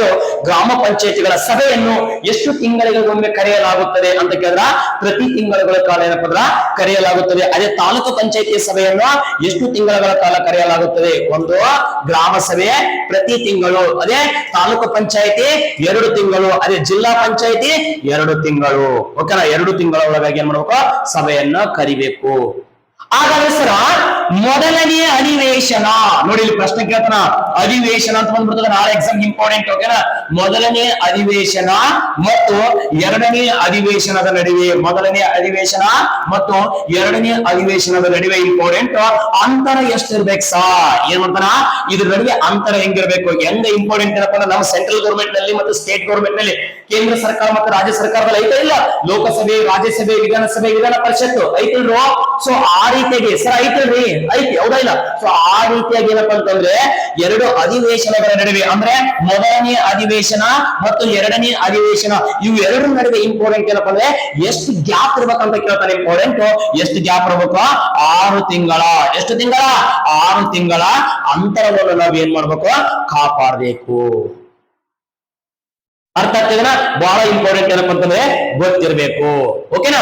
ಸೊ ನಿಮ್ಗೆ ಕಮೆಂಟ್ ಬಾಕ್ಸ್ ಅಲ್ಲಿ ಏನಪ್ಪಾ ಆನ್ಸರ್ ಮಾಡಿ, ಒಂದು ಪ್ರಶ್ನೆ ಕೇಳ್ತೀನಿ. ಓಕೆನಾ? ಇದಕ್ಕೆ ನೀವೇ ಆನ್ಸರ್ ಮಾಡ್ಬೇಕು. ಇಂಪಾರ್ಟೆಂಟ್. ಓಕೆನಾ? ಸರಿ, ಬರೀ ಮಾಸ್ತರ್ ಅನ್ನ ಹೇಳೋದಾಗ್ರಿ ಅರ್ಥ ಆಗ್ತದೆ, ನಿಮ್ಮಲ್ಲಿರುವಂತ ಜ್ಞಾನ ಕೂಡ ಏನ್ ಮಾಡ್ಬೇಕು? ಹೊರಗೆ ಬರ್ಬೇಕು. ಸರಿ, ಏನ್ ಹಾಗಾದ್ರೆ ಸರಿ, ಇಲ್ಲಿ ಗ್ರಾಮ ಪಂಚಾಯತಿ ಇಂಪಾರ್ಟೆಂಟ್ ಏನಪ್ಪಾ ಅಂದ್ರೆ ಸಭೆ ಸೇರ್ಬೇಕಾಗಿತ್ತಂದ್ರೆ, ಓಕೆನಾ, ಗ್ರಾಮ ಪಂಚಾಯತಿ ಸಭೆ ಸೇರ್ಬೇಕಾಗಿತ್ತಂದ್ರೆ ಇಲ್ಲಿ ಎಷ್ಟು ಕೋರಂ ಇರ್ಬೇಕಪ್ಪ? ಕೋರಂ. ಓಕೆನಾ? ಇಲ್ಲಿ ಎಷ್ಟು ಕೋರಂ ಇರ್ಬೇಕು? ಇಂಪಾರ್ಟೆಂಟ್. ಅರ್ಥ ಆಗ್ತದನ? ನೆಕ್ಸ್ಟ್ ಇಲ್ಲಿ ಎಷ್ಟು ಕೋರಂ ಇರ್ಬೇಕು? ಇಂಪಾರ್ಟೆಂಟ್. ಏನ್ ಮಾಡ್ರಪ್ಪ ಅಂದ್ರೆ ನಿಮಗೆ ಗೊತ್ತಿರುವಂತ ಆನ್ಸರ್ ಅನ್ನ ಏನಪ್ಪ ಕಮೆಂಟ್ ಬಾಕ್ಸ್ ಅಲ್ಲಿ ಮಾಡ್ರಿ. ನೆಕ್ಸ್ಟ್ ತರಗತಿಯಲ್ಲಿ ಏನಪ್ಪಾ ಅಂದ್ರೆ ಅದ್ರ ಉತ್ತರ ನಾನು ಹೇಳ್ತೀನಿ. ಬಹಳ ಇಂಪಾರ್ಟೆಂಟ್. ಕೋರಂ ಅಂದ್ರೆ ಏನಪ್ಪಾ ಅಂತಂದ್ರೆ ಒಂದು ಸಭೆ ನಡೆಯಬೇಕಾದ್ರೆ ಹಾಜರಿರಬೇಕಾದಂತ ಕನಿಷ್ಠ ಸದಸ್ಯರ ಸಂಖ್ಯೆಯನ್ನು ಕೋರಂ ಅಂತ ಕರಿತೀವಿ. ಅಲ್ಲಿ ನಮ್ಮ ಕೇಂದ್ರ ಸರ್ಕಾರದಲ್ಲಿ, ರಾಜ್ಯ ಸರ್ಕಾರದಲ್ಲಿ ಹೆಂಗೈತಿ 1/10 ರಷ್ಟು. ಓಕೆನಾ? ಎಷ್ಟು ಇಂಪಾರ್ಟೆಂಟ್? 1/10 ರಷ್ಟು ಎಲ್ಲೈತಪ್ಪ ಅಂತಂದ್ರ ಲೋಕಸಭೆ ಮತ್ತು ರಾಜ್ಯಸಭೆ, ವಿಧಾನಸಭೆ, ವಿಧಾನ ಪರಿಷತ್ ಏನೈತಪ್ಪ ಅಂದ್ರ ಕೋರಂ ಐತಿ. ಅದ್ರಂಗ ಗ್ರಾಮ ಪಂಚಾಯತಿ ವ್ಯವಸ್ಥೆಯಲ್ಲಿ, ತಾಲೂಕು ಪಂಚಾಯತಿ ವ್ಯವಸ್ಥೆಯಲ್ಲಿ, ಜಿಲ್ಲಾ ಪಂಚಾಯತಿ ವ್ಯವಸ್ಥೆಯಲ್ಲಿ ಎಷ್ಟು ಕೋರಂ ಇರಬೇಕು? ಅರ್ಥ ಆಗ್ತಿದ್ರಲ್ಲ? ಸೊ ಇದನ್ನ ಏನ್ ಮಾಡ್ರಪ್ಪ ಅಂದ್ರ ಕಮೆಂಟ್ ಬಾಕ್ಸ್ ಅಲ್ಲಿ ಏನ್ ಮಾಡ್ರಿ? ಇಂಪಾರ್ಟೆಂಟ್ ಆನ್ಸರ್ ಅನ್ನು ಮಾಡುವಂತ ಕೆಲಸವನ್ನು ಏನ್ ಮಾಡ್ರಿ? ನೀವು ಮಾಡ್ರಿ. ಓಕೆನಾ ಸರ್? ಸೊ ನೆಕ್ಸ್ಟ್ ಹೋಗೋಣ. ಸೊ ಹಾಗಾದ್ರೆ ಇಷ್ಟೆಲ್ಲ ನೋಡಿದ್ವಿ ಸಹ, ಗ್ರಾಮ ಪಂಚಾಯತಿಗಳ ಬಗ್ಗೆ ಇಷ್ಟೆಲ್ಲ ನೋಡಿದ್ವಿ. ಇದು ಆದ್ಮೇಲೆ ಇಂಪಾರ್ಟೆಂಟ್ ಏನಪ್ಪ ಅಂತಂದ್ರೆ ಕೆಲವೊಂದು ಸಮಿತಿಗಳ ಬಗ್ಗೆ ಏನ್ ಮಾಡ್ತಾನಪ್ಪ ಅಂದ್ರೆ ನಿಮ್ಗೆ ಆನ್ಸರ್ ಅನ್ನು ಕೇಳ್ತಾನ. ಯಾವ್ದಪ್ಪ ಅಂತಂದ್ರೆ ಬಸಪ್ಪ ಕೊಂಡಾಜಿ ಸಮಿತಿ ಅಂತ ಬರ್ತದ. ಯಾವುದು? ಬಸಪ್ಪ ಕೊಂಡಾಜಿ ಸಮಿತಿ. ಓಕೆನಾ? ನೋಡಿಲಿ, ಬಸಪ್ಪ ಕೊಂಡಾಜಿ ಸಮಿತಿ ಬಹಳ ಅಂದ್ರೆ ಬಹಳ ಇಂಪಾರ್ಟೆಂಟ್ ನೋಡತ್ತಿದ್ದು. ಬಸಪ್ಪ ಕೊಂಡಾಜಿ ಸಮಿತಿ 1962. ಓಕೆನಾ? ಸೊ ಇದನ್ನು ಏನ್ ಮಾಡ್ಯಾರಪ್ಪ ಅಂತಂದ್ರೆ ಒಮ್ಮೆ ಇಯರ್ ವೈಸ್ ಏನಪ್ಪ ಅಂದ್ರೆ ಜೋಡಿಸ್ರಿ ಅಂತ ಕೊಡ್ತಾರ. ಬಸಪ್ಪ ಕೊಂಡಾಜಿ ಸಮಿತಿ ಇಂಪಾರ್ಟೆಂಟ್. ಯಾವ ವರ್ಷದಲ್ಲಿ ಜಾರಿ ಬಂತು? 1962ರಲ್ಲಿ ಏನಪ್ಪಾ ಅಂತಂದ್ರ ಜಾರಿಗೆ ಬಂತು. ನೆಕ್ಸ್ಟ್ ಬಲವಂತರಾಯ್ ಮೆಹ್ತಾ ಸಮಿತಿ. ನೋಡು, ಎಕ್ಸಾಮ್ ಕೇಳ್ತಾನ. ಹೌದಾ? ಬಲವಂತರಾಯ್. ಓಕೆನಾ? ಬಲವಂತರಾಯ್ ಮೆಹ್ತಾ ಸಮಿತಿ. ಬಲವಂತರಾಯ್ ಮೆಹ್ತಾ ಸಮಿತಿ ಏನಿಲ್ಲ, 3 ಹಂತದ ಪಂಚಾಯತಿಗಳ ಬಗ್ಗೆ ಶಿಫಾರಸು ಮಾಡಿದ ಸಮಿತಿ. ಎಕ್ಸಾಮ್ ಕೇಳ್ತಾರ, ನೆನಪಿರ್ಬೇಕು. ಇನ್ನೊಂದು ವಿಷಯವನ್ನ ಏನಪ್ಪ ಮರಿಬಾರ್ದು. ಏನಪ್ಪ ಅಂದ್ರೆ ಗ್ರಾಮ ಪಂಚಾಯತಿಯಲ್ಲಿ, ಕರ್ನಾಟಕ ರಾಜ್ಯ ಗ್ರಾಮ ಪಂಚಾಯತಿಯಲ್ಲಿ ಕಂಡು ಬರುವಂತಹ ಒಟ್ಟು ವಿಷಯಗಳ ಸಂಖ್ಯೆ ಎಷ್ಟು ಅಂತ ಕೇಳ್ತಾರೆ. ಇಂಪಾರ್ಟೆಂಟ್. ಒಟ್ಟು 29 ವಿಷಯಗಳು. ಓಕೆನಾ? ಬಹಳ ಇಂಪಾರ್ಟೆಂಟ್ ಇದೆ. ಓಕೆನಾ? ಏನ ಕರ್ನಾಟಕ ರಾಜ್ಯದ ಗ್ರಾಮ ಪಂಚಾಯತ್ ವ್ಯವಸ್ಥೆಯಲ್ಲಿ ಎಷ್ಟು ವಿಷಯಗಳವ? 29 ವಿಷಯಗಳದವ. ಅರ್ಥ ಆಗ್ತದೆ? ಇಂಪಾರ್ಟೆಂಟ್. ಅದೇ ಮುನ್ಸಿಪಲ್ ಕಾರ್ಪೊರೇಷನ್ ಅಲ್ಲಿ ಕೇಳಿದ್ರೆ ಇಂಪಾರ್ಟೆಂಟ್ 18 ವಿಷಯಗಳೇನಪ್ಪ ಅಂತಂದ್ರ ಅದಾವ. ಅರ್ಥ ಆಯ್ತ್ರಿ ಸರ? ನೋಡಿ, ಸೊ ಬಹಳ ಇಂಪಾರ್ಟೆಂಟ್ ಏನಪ್ಪ ಅಂತಂದ್ರೆ ಗೊತ್ತಿರ್ಬೇಕು. ಓಕೆನಾ? ಸೊ ಇವೆಲ್ಲವನ್ನ ಏನ್ ಮಾಡ್ತಾನೆ? ಇಂಪಾರ್ಟೆಂಟ್ ಪ್ರಶ್ನೆಯನ್ನ ತೆಗಿತಾ ಹೋಗ್ತಾನ. ಓಕೆನಾ? ಸೊ ಒಂದ್ ಯಾವುದು? ಬಸಪ್ಪ ಕೊಂಡಾಜಿ ಸಮಿತಿ 1962. ನೆಕ್ಸ್ಟ್ ಬಲವಂತರಾಯ್ ಮೆಹ್ತಾ ಸಮಿತಿ. ಇದು ಯಾವಾಗ ಜಾರಿ ಬಂತು? ನೋಡಿ, ಆಲ್ರೆಡಿ ಹೇಳಿ ನಾನು. ಇಂಪಾರ್ಟೆಂಟ್ 1957. ಇದು ಏನ್ ಮಾಡ್ತದೆ? ಇಂಪಾರ್ಟೆಂಟ್ 3 ಹಂತದ ಪಂಚಾಯತಿ ವ್ಯವಸ್ಥೆಗಳ ಬಗ್ಗೆ ಶಿಫಾರಸು ಮಾಡ್ತದ. ನೆಕ್ಸ್ಟ್ ಯಾವ್ದಪ್ಪ ಅಂದ್ರೆ ಇಂಪಾರ್ಟೆಂಟ್. ಓಕೆನಾ? ಅಶೋಕ್ ಮೆಹ್ತಾ ಸಮಿತಿ. ಓಕೆನಾ? ಇಲ್ಲಿ ಇಯರ್ ಏನಪ್ಪ ಅಂದ್ರೆ ಹಿಂದ ಮುಂದೆ ಆದ್ರೂ ಇಯರ್ ಜೋಡಿಸ್ಕೊಡಿ ಸರ್. ಓಕೆನಾ? ಬಹಳ ಇಂಪಾರ್ಟೆಂಟ್ ಯಾವ್ದು? ಅಶೋಕ್ ಮೆಹ್ತಾ ಸಮಿತಿ. ಯಾವ್ದು? ಅಶೋಕ ಮೆಹ್ತಾ ಸಮಿತಿ. ಸರ್ ಅಶೋಕ್ ಮೆಹ್ತಾ ಸಮಿತಿ ಏನಾಗ್ತದೆ? ಇಂಪಾರ್ಟೆಂಟ್. ಇದು 2 ಹಂತದ ಪಂಚಾಯತಿಗಳ ಬಗ್ಗೆ ಆಲ್ರೆಡಿ ಹೇಳಿದೀನಿ. ಇಂಪಾರ್ಟೆಂಟ್. ಯಾವ್ದ? 2 ಹಂತದ ಪಂಚಾಯತಿಗಳ ಬಗ್ಗೆ. ಅಥವಾ ಇದು ಯಾವಾಗ ಜಾರಿ ಬಂತು? ಇಂಪಾರ್ಟೆಂಟ್ 1977ರಲ್ಲಿ ಜಾರಿಗೆ ಬಂತು. ಎಷ್ಟರಲ್ಲಿ? 1977ರಲ್ಲಿ. ಸರ್ ನೆಕ್ಸ್ಟ್ ಇದು ಘಟನೆ ಯಾವ್ದು ಬಂತಪ್ಪ ಅಂದ್ರೆ ಇಂಪಾರ್ಟೆಂಟ್ ಜಿ.ವಿ.ಕೆ ರಾವ್ ಸಮಿತಿ. ಹೌದಾ? ಯಾವ್ದ? ಜಿ.ವಿ.ಕೆ ರಾವ್ ಸಮಿತಿ. ಜಿ.ವಿ.ಕೆ ರಾವ್ ಸಮಿತಿ ಇದು ಯಾವಾಗ ಜಾರಿ ಬಂತು ಅಂದ್ರೆ 1985. ಓಕೆನಾ? ಯಾವ್ದು? ಜಿ.ವಿ.ಕೆ ರಾವ್ ಸಮಿತಿ ಇಂಪಾರ್ಟೆಂಟ್. ಯಾವ ವರ್ಷದಲ್ಲಿ ಜಾರಿ ಬಂತು? 1985ರಲ್ಲಿ ಏನಪ್ಪಾ ಅಂತಂದ್ರೆ ಜಾರಿಗೆ ಬಂತು. ನೆಕ್ಸ್ಟ್ ಇನ್ನೊಂದು ಜಾರಿ ಬರ್ತದೆ ಇಂಪಾರ್ಟೆಂಟ್ ಯಾವಪ್ಪ ಅಂತಂದ್ರೆ ಎಲ್.ಎಂ. ಸಿಂಘ್ವಿ ಸಮಿತಿ. ಯಾವ್ದ? ಎಲ್.ಎಂ. ಸಿಂಘ್ವಿ ಸಮಿತಿ. ಎಕ್ಸಾಮ್ ಕೇಳೋಣ. ಯಾವ್ದು? ಎಲ್.ಎಂ. ಸಿಂಘ್ವಿ ಸಮಿತಿ ಇದು ಯಾವ ವರ್ಷದಲ್ಲಿ ಜಾರಿ ಬಂತು? 1986 1986ರಲ್ಲಿ. ಒಂದಿಸಿ ಬರೀರಿ, ಕೇಳ್ತಾನ ದೋಸ್ತ, ನೆನ್ಪಿಟ್ಕೋಬೇಕು. ಬಸಪ್ಪ ಕೊಂಡಾಜೆ ಸಮಿತಿ 1962, ಬಲವಂತರಾವ್ ಮೆಹ್ತಾ ಸಮಿತಿ 1957, ಅಶೋಕ್ ಮೆಹ್ತಾ ಸಮಿತಿ 1977, ಜಿ.ವಿ.ಕೆ ರಾವ್ ಸಮಿತಿ 1985, ಎಲ್.ಎಂ. ಸಿಂಘ್ವಿ ಸಮಿತಿ 1986. ಈ ಎಲ್ಲಾ ಸಮಿತಿಗಳು ಎದೆದ್ರ ಬಗ್ಗೆ ವಿಷಯವನ್ನು ಹೇಳ್ತಾವ. ಅದನ್ನ ಈ ಸ್ಲೈಡ್ ಅಲ್ಲಿ ಹಾಕ್ತೀನಿ ಸರ್, ನೆಕ್ಸ್ಟ್ ಸ್ಲೈಡ್ ಅಲ್ಲಿ ಇದೆ. ಓಕೆನಾ? ಸೊ ಏನ್ ಮಾಡ್ಬೇಕು? ಅವು ಎಲ್ಲದ್ರ ಬಗ್ಗೆ ಹೇಳ್ತಾವ ಅನ್ನೋದ್ರ ಬಗ್ಗೆ ಗೊತ್ತಿರ್ಬೇಕು ನಿಮಗೆ. ಬಹಳ ಅಂದ್ರೆ ಬಹಳ ಇಂಪಾರ್ಟೆಂಟ್. ಓಕೆನಾ? ಲೋಕಲ್ ಸೆಲ್ಫ್ ಗವರ್ಮೆಂಟ್, ಸ್ಥಳೀಯ ಸರ್ಕಾರಗಳಿಗೆ ಏನಪ್ಪಾ ಅಂದ್ರೆ ಸಂವಿಧಾನಾತ್ಮಕ ಸ್ಥಾನಮಾನವನ್ನು ಕೊಡ್ರಿ. ಪಕ್ಕ ಬರ್ತದೆ ಸರ್ ಪ್ರಶ್ನೆ. ಏನಂತಂದ್ರೆ ಲೋಕಲ್ ಸೆಲ್ಫ್ ಗವರ್ಮೆಂಟ್, ಸ್ಥಳೀಯ ಸರ್ಕಾರಗಳಿಗೆ ಏನಪ್ಪಾ ಅಂದ್ರೆ ಸಂವಿಧಾನಾತ್ಮಕ ಸ್ಥಾನಮಾನವನ್ನು ಕೊಡ್ರಿ ಅಂತ ಹೇಳಿದಂತ ಸಮಿತಿ ಯಾವುದು ಅಂತ ಕೇಳಿದ್ರೆ ಇಂಪಾರ್ಟೆಂಟ್. ಆ ಸಮಿತಿನೇ ಯಾವ್ದು? ಸೊ ಗೊತ್ತಿರಬೇಕು. ಎಲ್.ಎಂ. ಸಿಂಘ್ವಿ ಸಮಿತಿ. ಎಲ್.ಎಂ. ಸಿಂಘ್ವಿ ಸಮಿತಿ ಇದು ಎದ್ರ ಬಗ್ಗೆ ಇಂಪಾರ್ಟೆಂಟ್? ಸಂವಿಧಾನಾತ್ಮಕ ಸ್ಥಾನಮಾನ. ಏನಿದು? ಸಂವಿಧಾನಾತ್ಮಕ ಸ್ಥಾನಮಾನವನ್ನು ಕೊಡ್ರಂತ ಹೇಳ್ತಿ ಇಂಪಾರ್ಟೆಂಟ್. ಲೋಕಲ್ ಸೆಲ್ಫ್ ಗವರ್ಮೆಂಟ್, ಸ್ಥಳೀಯ ಸರ್ಕಾರಗಳಿಗೆ ಸಂವಿಧಾನಾತ್ಮಕವಾಗಿರುವಂತಹ ಕಾನೂನುಬದ್ಧವಾಗಿರುವಂತಹ ಸ್ಥಾನಮಾನವನ್ನು ಕೊಡ್ರಂತ ಯಾವುದು ಐತೆ? ಎಲ್.ಎಂ. ಸಿಂಘ್ವಿ ಸಮಿತಿ ಹೇಳಿತು. ಬಹಳ ಇಂಪಾರ್ಟೆಂಟ್. ಅರ್ಥ ಆಗ್ತದನ? ಸೊ ಇವೆಲ್ಲವೂ ಬಗ್ಗೆ ಎದ್ರ ಬಗ್ಗೆ ಕೇಳ್ತಾನಪ್ಪ ಅಂತಂದ್ರೆ ಈ ಒಂದು ವ್ಯವಸ್ಥೆಗಳ ಬಗ್ಗೆ ಏನಪ್ಪಾ ಅಂದ್ರ ಕೇಳ್ತಾ ಹೋಗ್ತಾನ. ಬಹಳ ಅಂದ್ರ ಬಹಳ ಇಂಪಾರ್ಟೆಂಟ್ ನೋಡ್ರಿ. ಓಕೆನಾ? ಸರಿ, ಇಷ್ಟ ಅಲ್ಲಾರ್ದನೆ ಓಕೆನಾ ಇನ್ನೊಂದು ಏನ್ ಮಾಡಿದಾರಪ್ಪ ಅಂತಂದ್ರೆ ಕೆಲವೊಂದು ಸಮಿತಿಗಳನ್ನ ಏನಪ್ಪಾ ಅಂತಂದ್ರ ಕೇಳ್ತಾ ಹೋಗ್ಯಾನ. ಯಾವಪ್ಪ?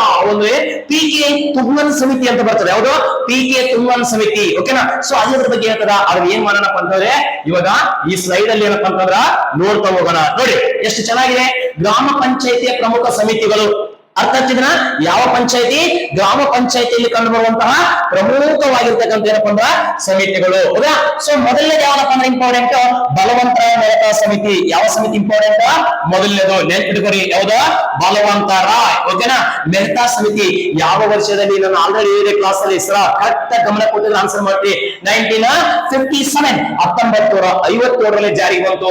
1959ರಲ್ಲಿ ಏನಾಯ್ತಪ್ಪ ಅಂದ್ರೆ ತನ್ನ ಶಿಫಾರಸ್ಸಿನ ವರದಿಯನ್ನ ಜಾರಿಗೆ ಮಾಡ್ಕೊಂಡು ಇದು ಎಷ್ಟು ಹಂತದ ಪಂಚಾಯತಿಗಳ ಬಗ್ಗೆ ಮಾಹಿತಿಯನ್ನು ಕೊಡ್ತದ?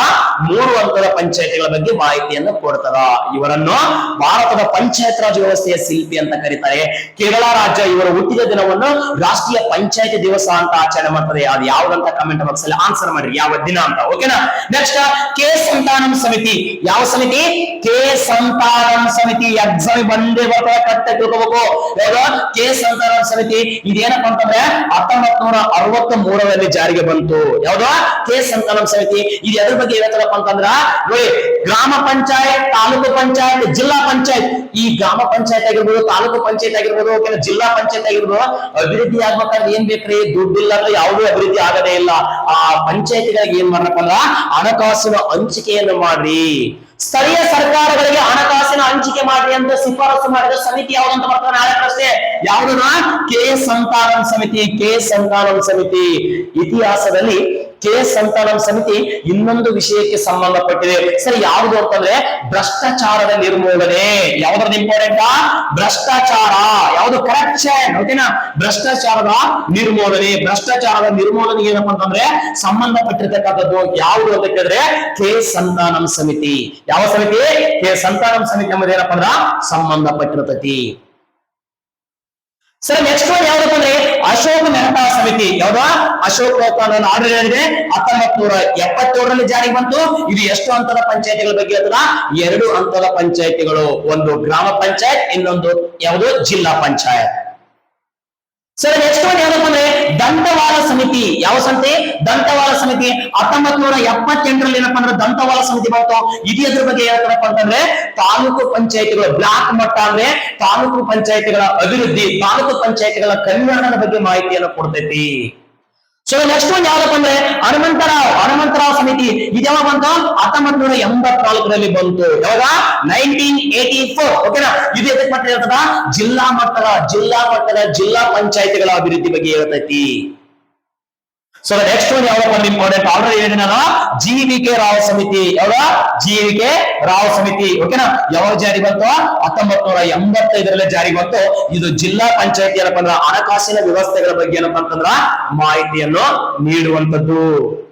ಸೊ ನೆಕ್ಸ್ಟ್ ಒನ್ ಯಾವ್ದಪ್ಪ ಅಂದ್ರೆ ಎಲ್.ಎಂ. ಸಿಂಘ್ವಿ ಸಮಿತಿ. ನೋಡ್ರಿ, ನಾನು ಆಲ್ರೆಡಿ ಏನಪ್ಪ ಅಂದ್ರೆ ಸಂವಿಧಾನಾತ್ಮಕ ಸ್ಥಾನಮಾನ.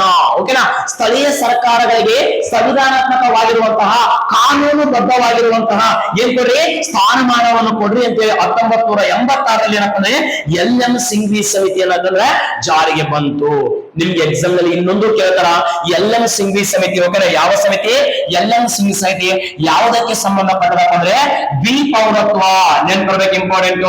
ಭಾರತದಲ್ಲಿ ದ್ವಿಪೌರತ್ವ ಕಾಯ್ದೆಯನ್ನು ಜಾರಿಗೆ ತರಬೇಕಂತೇಳಿ ಶಿಫಾರಸು ಮಾಡಿತು, ಅದು ಆಗ್ಲಿಲ್ಲ. ಓಕೆನಾ? ಸೊ ಯಾವ ಕಾಯ್ದೆ ದ್ವಿಪೌರತ್ವದ ಬಗ್ಗೆ ಹೇಳ್ತದ ಅಂತ ಏನಾದ್ರೂ ಕೇಳಪ್ಪ ಅಂದ್ರೆ ಎಲ್.ಎಂ. ಸಿಂಘ್ವಿ ಸಮಿತಿ ಏನಪ್ಪ ಅಂದ್ರೆ ದ್ವಿಪೌರತ್ವದ ಬಗ್ಗೆ ಹೇಳ್ತದ.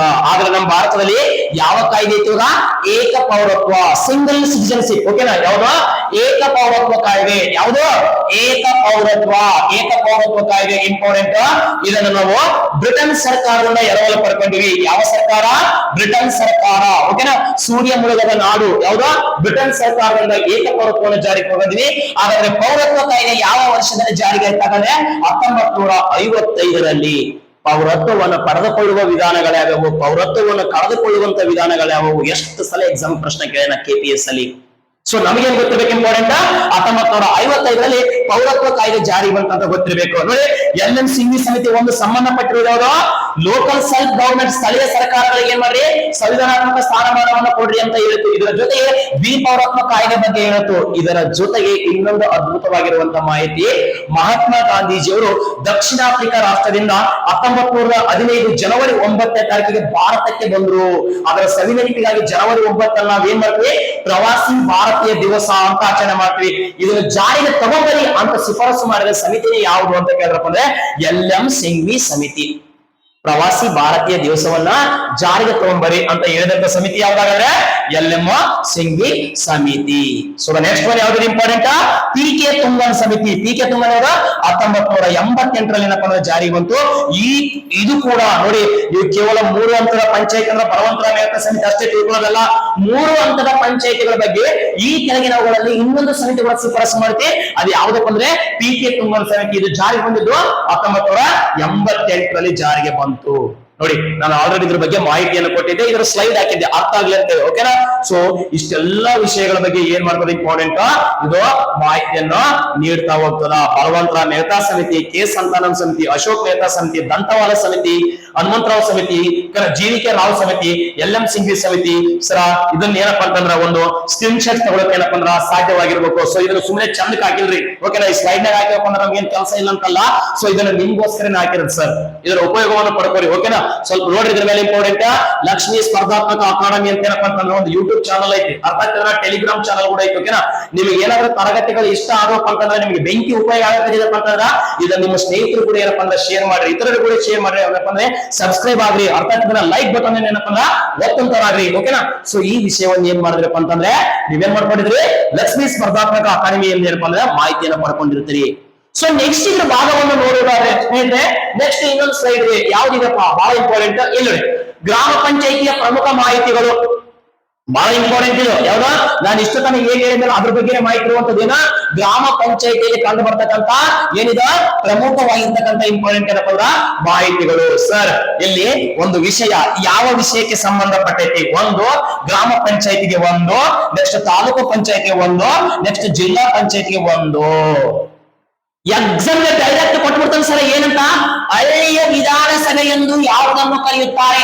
ನೋಡಿ ಬಂತ, ಹಳ್ಳಿಯ ವಿಧಾನಸಭೆ. ಯಾವುದು?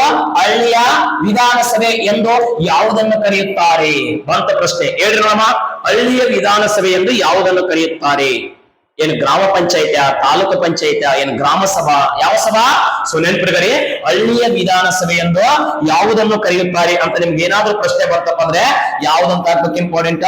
ಗ್ರಾಮ ಸಭೆ. ಯಾವ ಸಭೆ? ಗ್ರಾಮ ಸಭೆಯನ್ನು ಏನಂತ ಕರಿತೀವಿ ಇಂಪಾರ್ಟೆಂಟ್? ಹಳ್ಳಿಯ ವಿಧಾನಸಭೆ. ನೋಡಿ ಹೆಂಗ್ ಕೇಳ್ತಾರ ಪ್ರಶ್ನೆಗಳನ್ನ, ಅರ್ಥ ಆಗ್ತದನ್ನ ಕರೆಕ್ಟ್ ಆಗಿ ಗಮನಿಸ್ಬೇಕು. ಸೊ ಬಹಳ ಇಂಪಾರ್ಟೆಂಟ್ ಇಲ್ಲರಿ. ಸೊ ಇಲ್ಲಿ ಒಂದು ಕಡೆ ವಿಷಯ ಅಂತಿದೆ, ಘೋಷಣೆ, ಪ್ರಸ್ತುತ, ನೇಮಕ, ಅರ್ಹತೆ. ಓಕೆನಾ, ನೆಕ್ಸ್ಟ್ ಘಟನೆ ಏನಪ್ಪಾ ಅಂತಂದ್ರ ಅವ್ರ ಎಷ್ಟು ಇಂಪಾರ್ಟೆಂಟ್ ಏನಪ್ಪಾ ಅಂದ್ರೆ ಠೇವಣಿ ಇದು. ಓಕೆನಾ, ನಮ್ ಸ್ವಲ್ಪ ಕನ್ಫ್ಯೂಸ್ ಆಗಿದೆ. ಠೇವಣಿ ಅಂತ ಏನಪ್ಪಾ ಅಂದ್ರೆ ನೆನ್ಪಿಡ್ಬೇಕು. ನೆಕ್ಸ್ಟ್ ಘಟನೆ ಏನಪ್ಪಾ ಅಂದ್ರ ಅಧಿಕಾರದ ಅವಧಿ. ಈ ಸ್ಲೈಡ್ ಅನ್ನ ಸರ ಎಷ್ಟು ಅದ್ಭುತವಾಗಿ ಮಾಡ್ಯಾರ ನಮ್ ಸರ್. ಇಂಪಾರ್ಟೆಂಟ್ ಇದನ್ನ ಏನ್ ಮಾಡ್ಕೋಬೇಕು, ಒಂದು ಸ್ಕ್ರೀನ್ ಶಾಟ್ ತಗೊಳ್ಳಿ ಸರ್. ಬಹಳ ಮಾಡಿ ಎಕ್ಸಾಮ್ ಟೈಮ್ ಸುಮ್ಮನೆ ಇಂತ ಸ್ವಲ್ಪ ನೋಡ್ಕೊಂಡ್ರೆ ಸಾಕು ಸರ್. ಇಂಪಾರ್ಟೆಂಟ್ 1 ಅಥವಾ 2 ಮಾರ್ಕ್ಸ್ ಬರುವಂತ ಸಾಧ್ಯತೆ ಇರ್ತದೆ ಸರ್. ನಮಗೆ ಮಾಹಿತಿ ಯಾವ ಮೂಲದಿಂದ ಬಂದೈತೆ ಎಂಬುದು ಇಂಪಾರ್ಟೆಂಟ್ ಅಲ್ಲ ಸರ್. ನಾವು ಯೂಸ್ ಆಗತ್ತೀವಿ, ಅದು ನಮ್ಗೆ ಯೂಸ್ ಐತಿಲ್ಲ ಅದೊಂದೇ ಇಂಪಾರ್ಟೆಂಟ್ ಸರ್. ಅರ್ಥ ಆಗ್ತದ? ಸೊ ನೋಡಿ, ಮೂಲತವಾಗಿ ನಮಗೆ ಗೊತ್ತಿರಬೇಕು, ಇಲ್ಲಿ ಘೋಷಣೆ ಅಂತ ಒಂದು ಪದ ಇದೆ ಸರ್. ಘೋಷಣೆ ಏನ್ ಸರ್ ಅಂತಂದ್ರೆ, ಪ್ರತಿಯೊಂದು ಗ್ರಾಮ ಪಂಚಾಯತಿಯನ್ನು ನೋಡಿ ಇಂತಿಷ್ಟು ಜನಸಂಖ್ಯೆಗೆ ಆಧಾರವಾಗಿ ಇದಕ್ಕೊಂದು ಗ್ರಾಮ ಪಂಚಾಯತಿ ಇರ್ಬೇಕಂತೇಳಿ ಘೋಷಣೆ ಮಾಡುವಂತ ಅಧಿಕಾರ ಯಾರಿಗಿರ್ತದ ಸರ? ಬಹಳ ಇಂಪಾರ್ಟೆಂಟ್ ಗೊತ್ತಿರಬೇಕು ಸರ್. ಒಂದು ಗ್ರಾಮ ಪಂಚಾಯತಿಯನ್ನು ಜನಸಂಖ್ಯೆಗೆ ಆಧಾರವಾಗಿ ಘೋಷಣೆ ಮಾಡುವಂತ ಅಧಿಕಾರವನ್ನು ಯಾರು ಒಳಗೊಂಡಿರ್ತಾರ ಅಂತ ಕೇಳಿದ್ರೆ, ಜಿಲ್ಲಾ ಅಧಿಕಾರಿಗಳು ಒಳಗೊಂಡಿರ್ತಾರ. ಹೌದಾ ಇಲ್ಲ? ನಿಮ್ಮ ಇವಾಗ ಗ್ರಾಮ ಪಂಚಾಯತಿ ಅಂತ ಐತಂದ್ರ ಅದು ಜನಸಂಖ್ಯೆ ಐತೆ ಅಂತ ಹೇಳಿ ಏನ್ ಮಾಡ್ಯಾರಪ್ಪ ಅಂದ್ರ ಅದರ ಆಧಾರದ ಮೇಲೆ ಜಿಲ್ಲಾ ಅಧಿಕಾರಿಗಳು ಪ್ರತಿಯೊಂದು ಏನಪ್ಪಾ ಅಂದ್ರೆ ಗ್ರಾಮ ಪಂಚಾಯತಿಗಳನ್ನ ಗ್ರಾಮ ಪಂಚಾಯತಿ ಅಂತ ಘೋಷಣೆ ಮಾಡುವಂತ ಅಧಿಕಾರವನ್ನ ಒಳಗೊಂಡಿರ್ತಾರ. ಇನ್ನು ತಾಲೂಕು ಪಂಚಾಯತಿಯನ್ನು ಓಕೆನಾ ನೇಮಕ ಮಾಡೋದು, ಘೋಷಣೆ ಮಾಡುವಂತ ಅಧಿಕಾರ ಯಾರು ಒಳಗೊಂಡಿರ್ತಾರ? ರಾಜ್ಯ ಸರ್ಕಾರ ಒಳಗೊಂಡಿರ್ತಾರ. ಇನ್ನು ಜಿಲ್ಲಾ ಪಂಚಾಯತಿಯನ್ನು ನೇಮಕ ಮಾಡುವಂತ ಅಧಿಕಾರವನ್ನು ಯಾರು ಒಳಗೊಂಡಿರ್ತಾರ? ರಾಜ್ಯ ಸರ್ಕಾರದ ಒಳಗೊಂಡಿರ್ತಾರ.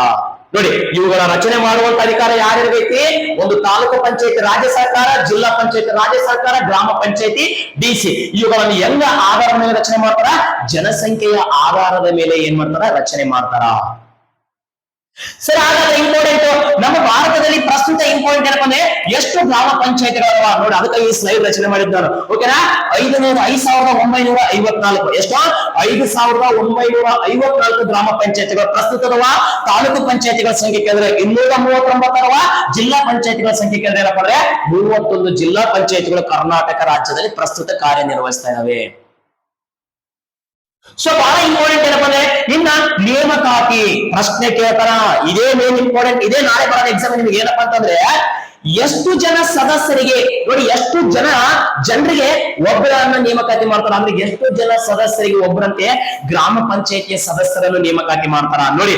ಒಬ್ಬ ಗ್ರಾಮ ಪಂಚಾಯತಿಯ ಸದಸ್ಯರನ್ನು ಓಕೆನಾ, ಒಬ್ಬ ಇಂಪಾರ್ಟೆಂಟ್ ಏನಪ್ಪ ಅಂದ್ರೆ ತಾಲೂಕು ಪಂಚಾಯತಿಯ ಸದಸ್ಯರನ್ನು, ಒಬ್ಬ ಜಿಲ್ಲಾ ಪಂಚಾಯತಿಯ ಸದಸ್ಯರನ್ನು ನೇಮಕಾತಿ ಮಾಡ್ಬೇಕಾಯ್ತಲ್ಲ ಸರ. ಕರೆಕ್ಟ್ ಅಬ್ಸರ್ವೇಶನ್ ಮಾಡಿ ಕೇಳ್ರ ಸರ್. ನಾಳೆ ಎಕ್ಸಾಮ್ ಖಂಡಿತವಾಗಿ ಇದ್ರ ಮೇಲೆ ಪ್ರಶ್ನೆಗಳು ಬರ್ತವೆ ಸರ್. ನೆನ್ಪಿಟ್ಕೊರಿ, 400 ಜನರಿಗೆ ಏನಪ್ಪಾ ಅಂದ್ರೆ ಒಬ್ಬರಂತೆ ಏನ್ ಮಾಡ್ತಾರಪ್ಪ ಅಂದ್ರೆ ಒಬ್ಬ ಗ್ರಾಮ ಪಂಚಾಯತಿಯ ಸದಸ್ಯನನ್ನು ನೇಮಕಾತಿ ಮಾಡ್ತಾರ.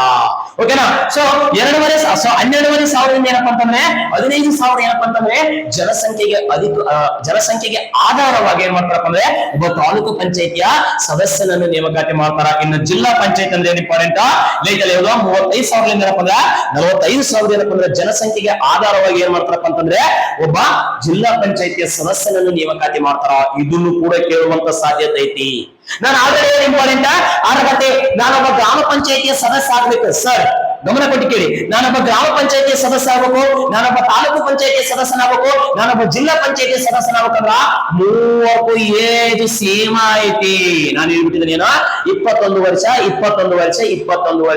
ವೋಟ್ ಹಾಕ್ಬೇಕಾದ್ರೆ 18 ವರ್ಷ, ಎಲೆಕ್ಷನ್ ನಿಲ್ಬೇಕಾಗಿತ್ತಂದ್ರೆ 21 ವರ್ಷ ಬೇಕು ಸರ್. ಅದೇ ನಾನು ಗ್ರಾಮ ಪಂಚಾಯತಿ ಸದಸ್ಯನಾಗಬೇಕಾಗಿತ್ತಂದ್ರೆ ಎಷ್ಟು ಹಣವನ್ನು ಮುಂಗಡವಾಗಿ ಠೇವಣಿ ಇಡಬೇಕು? ಎಷ್ಟು? 200 ರೂಪಾಯಿಗಳನ್ನ ಏನಪ್ಪಾ ಅಂತಂದ್ರೆ ಗ್ರಾಮ ಪಂಚಾಯತಿ ಸದಸ್ಯನಿಗೆ 500 ರೂಪಾಯಿಗಳನ್ನ ಏನಪ್ಪಾ ಅಂತಂದ್ರ ನೋಡಿ, ತಾಲೂಕು ಪಂಚಾಯತಿ ಸದಸ್ಯನಿಗೆ ನೆಕ್ಸ್ಟ್ ಏನಪ್ಪಾ ಅಂತಂದ್ರೆ ಯಾವ್ದು ಜಿಲ್ಲಾ ಪಂಚಾಯತಿ ಸದಸ್ಯನಿಗೆ ಏನಪ್ಪಾ ಅಂತಂದ್ರ 500. ಇದರಲ್ಲಿ ಏನ್ ಮಾಡಿವಿ? SC ST OBC ಅಂತ ಏನ್ ಮಾಡಿವಪ್ಪ ಅಂದ್ರೆ ವಿಂಗಡಣೆ ಮಾಡಿವಿ. ಇಲ್ಲಿ ನೋಡಿ, ಸಾಮಾನ್ಯ ವರ್ಗದವರು 200 ರೂಪಾಯಿ, SC ST OBC ಅವರು 100 ರೂಪೀಸ್. ಕರೆಕ್ಟ್ ಆಗಿ ನೋಡ್ಕೊರಿ. ಅದೇ ಉಳಿದ ಏನಪ್ಪಾ ಅಂತಂದ್ರೆ ಇದರಲ್ಲಿ ಸಾಮಾನ್ಯ ವರ್ಗ 500, SC ST OBC 250.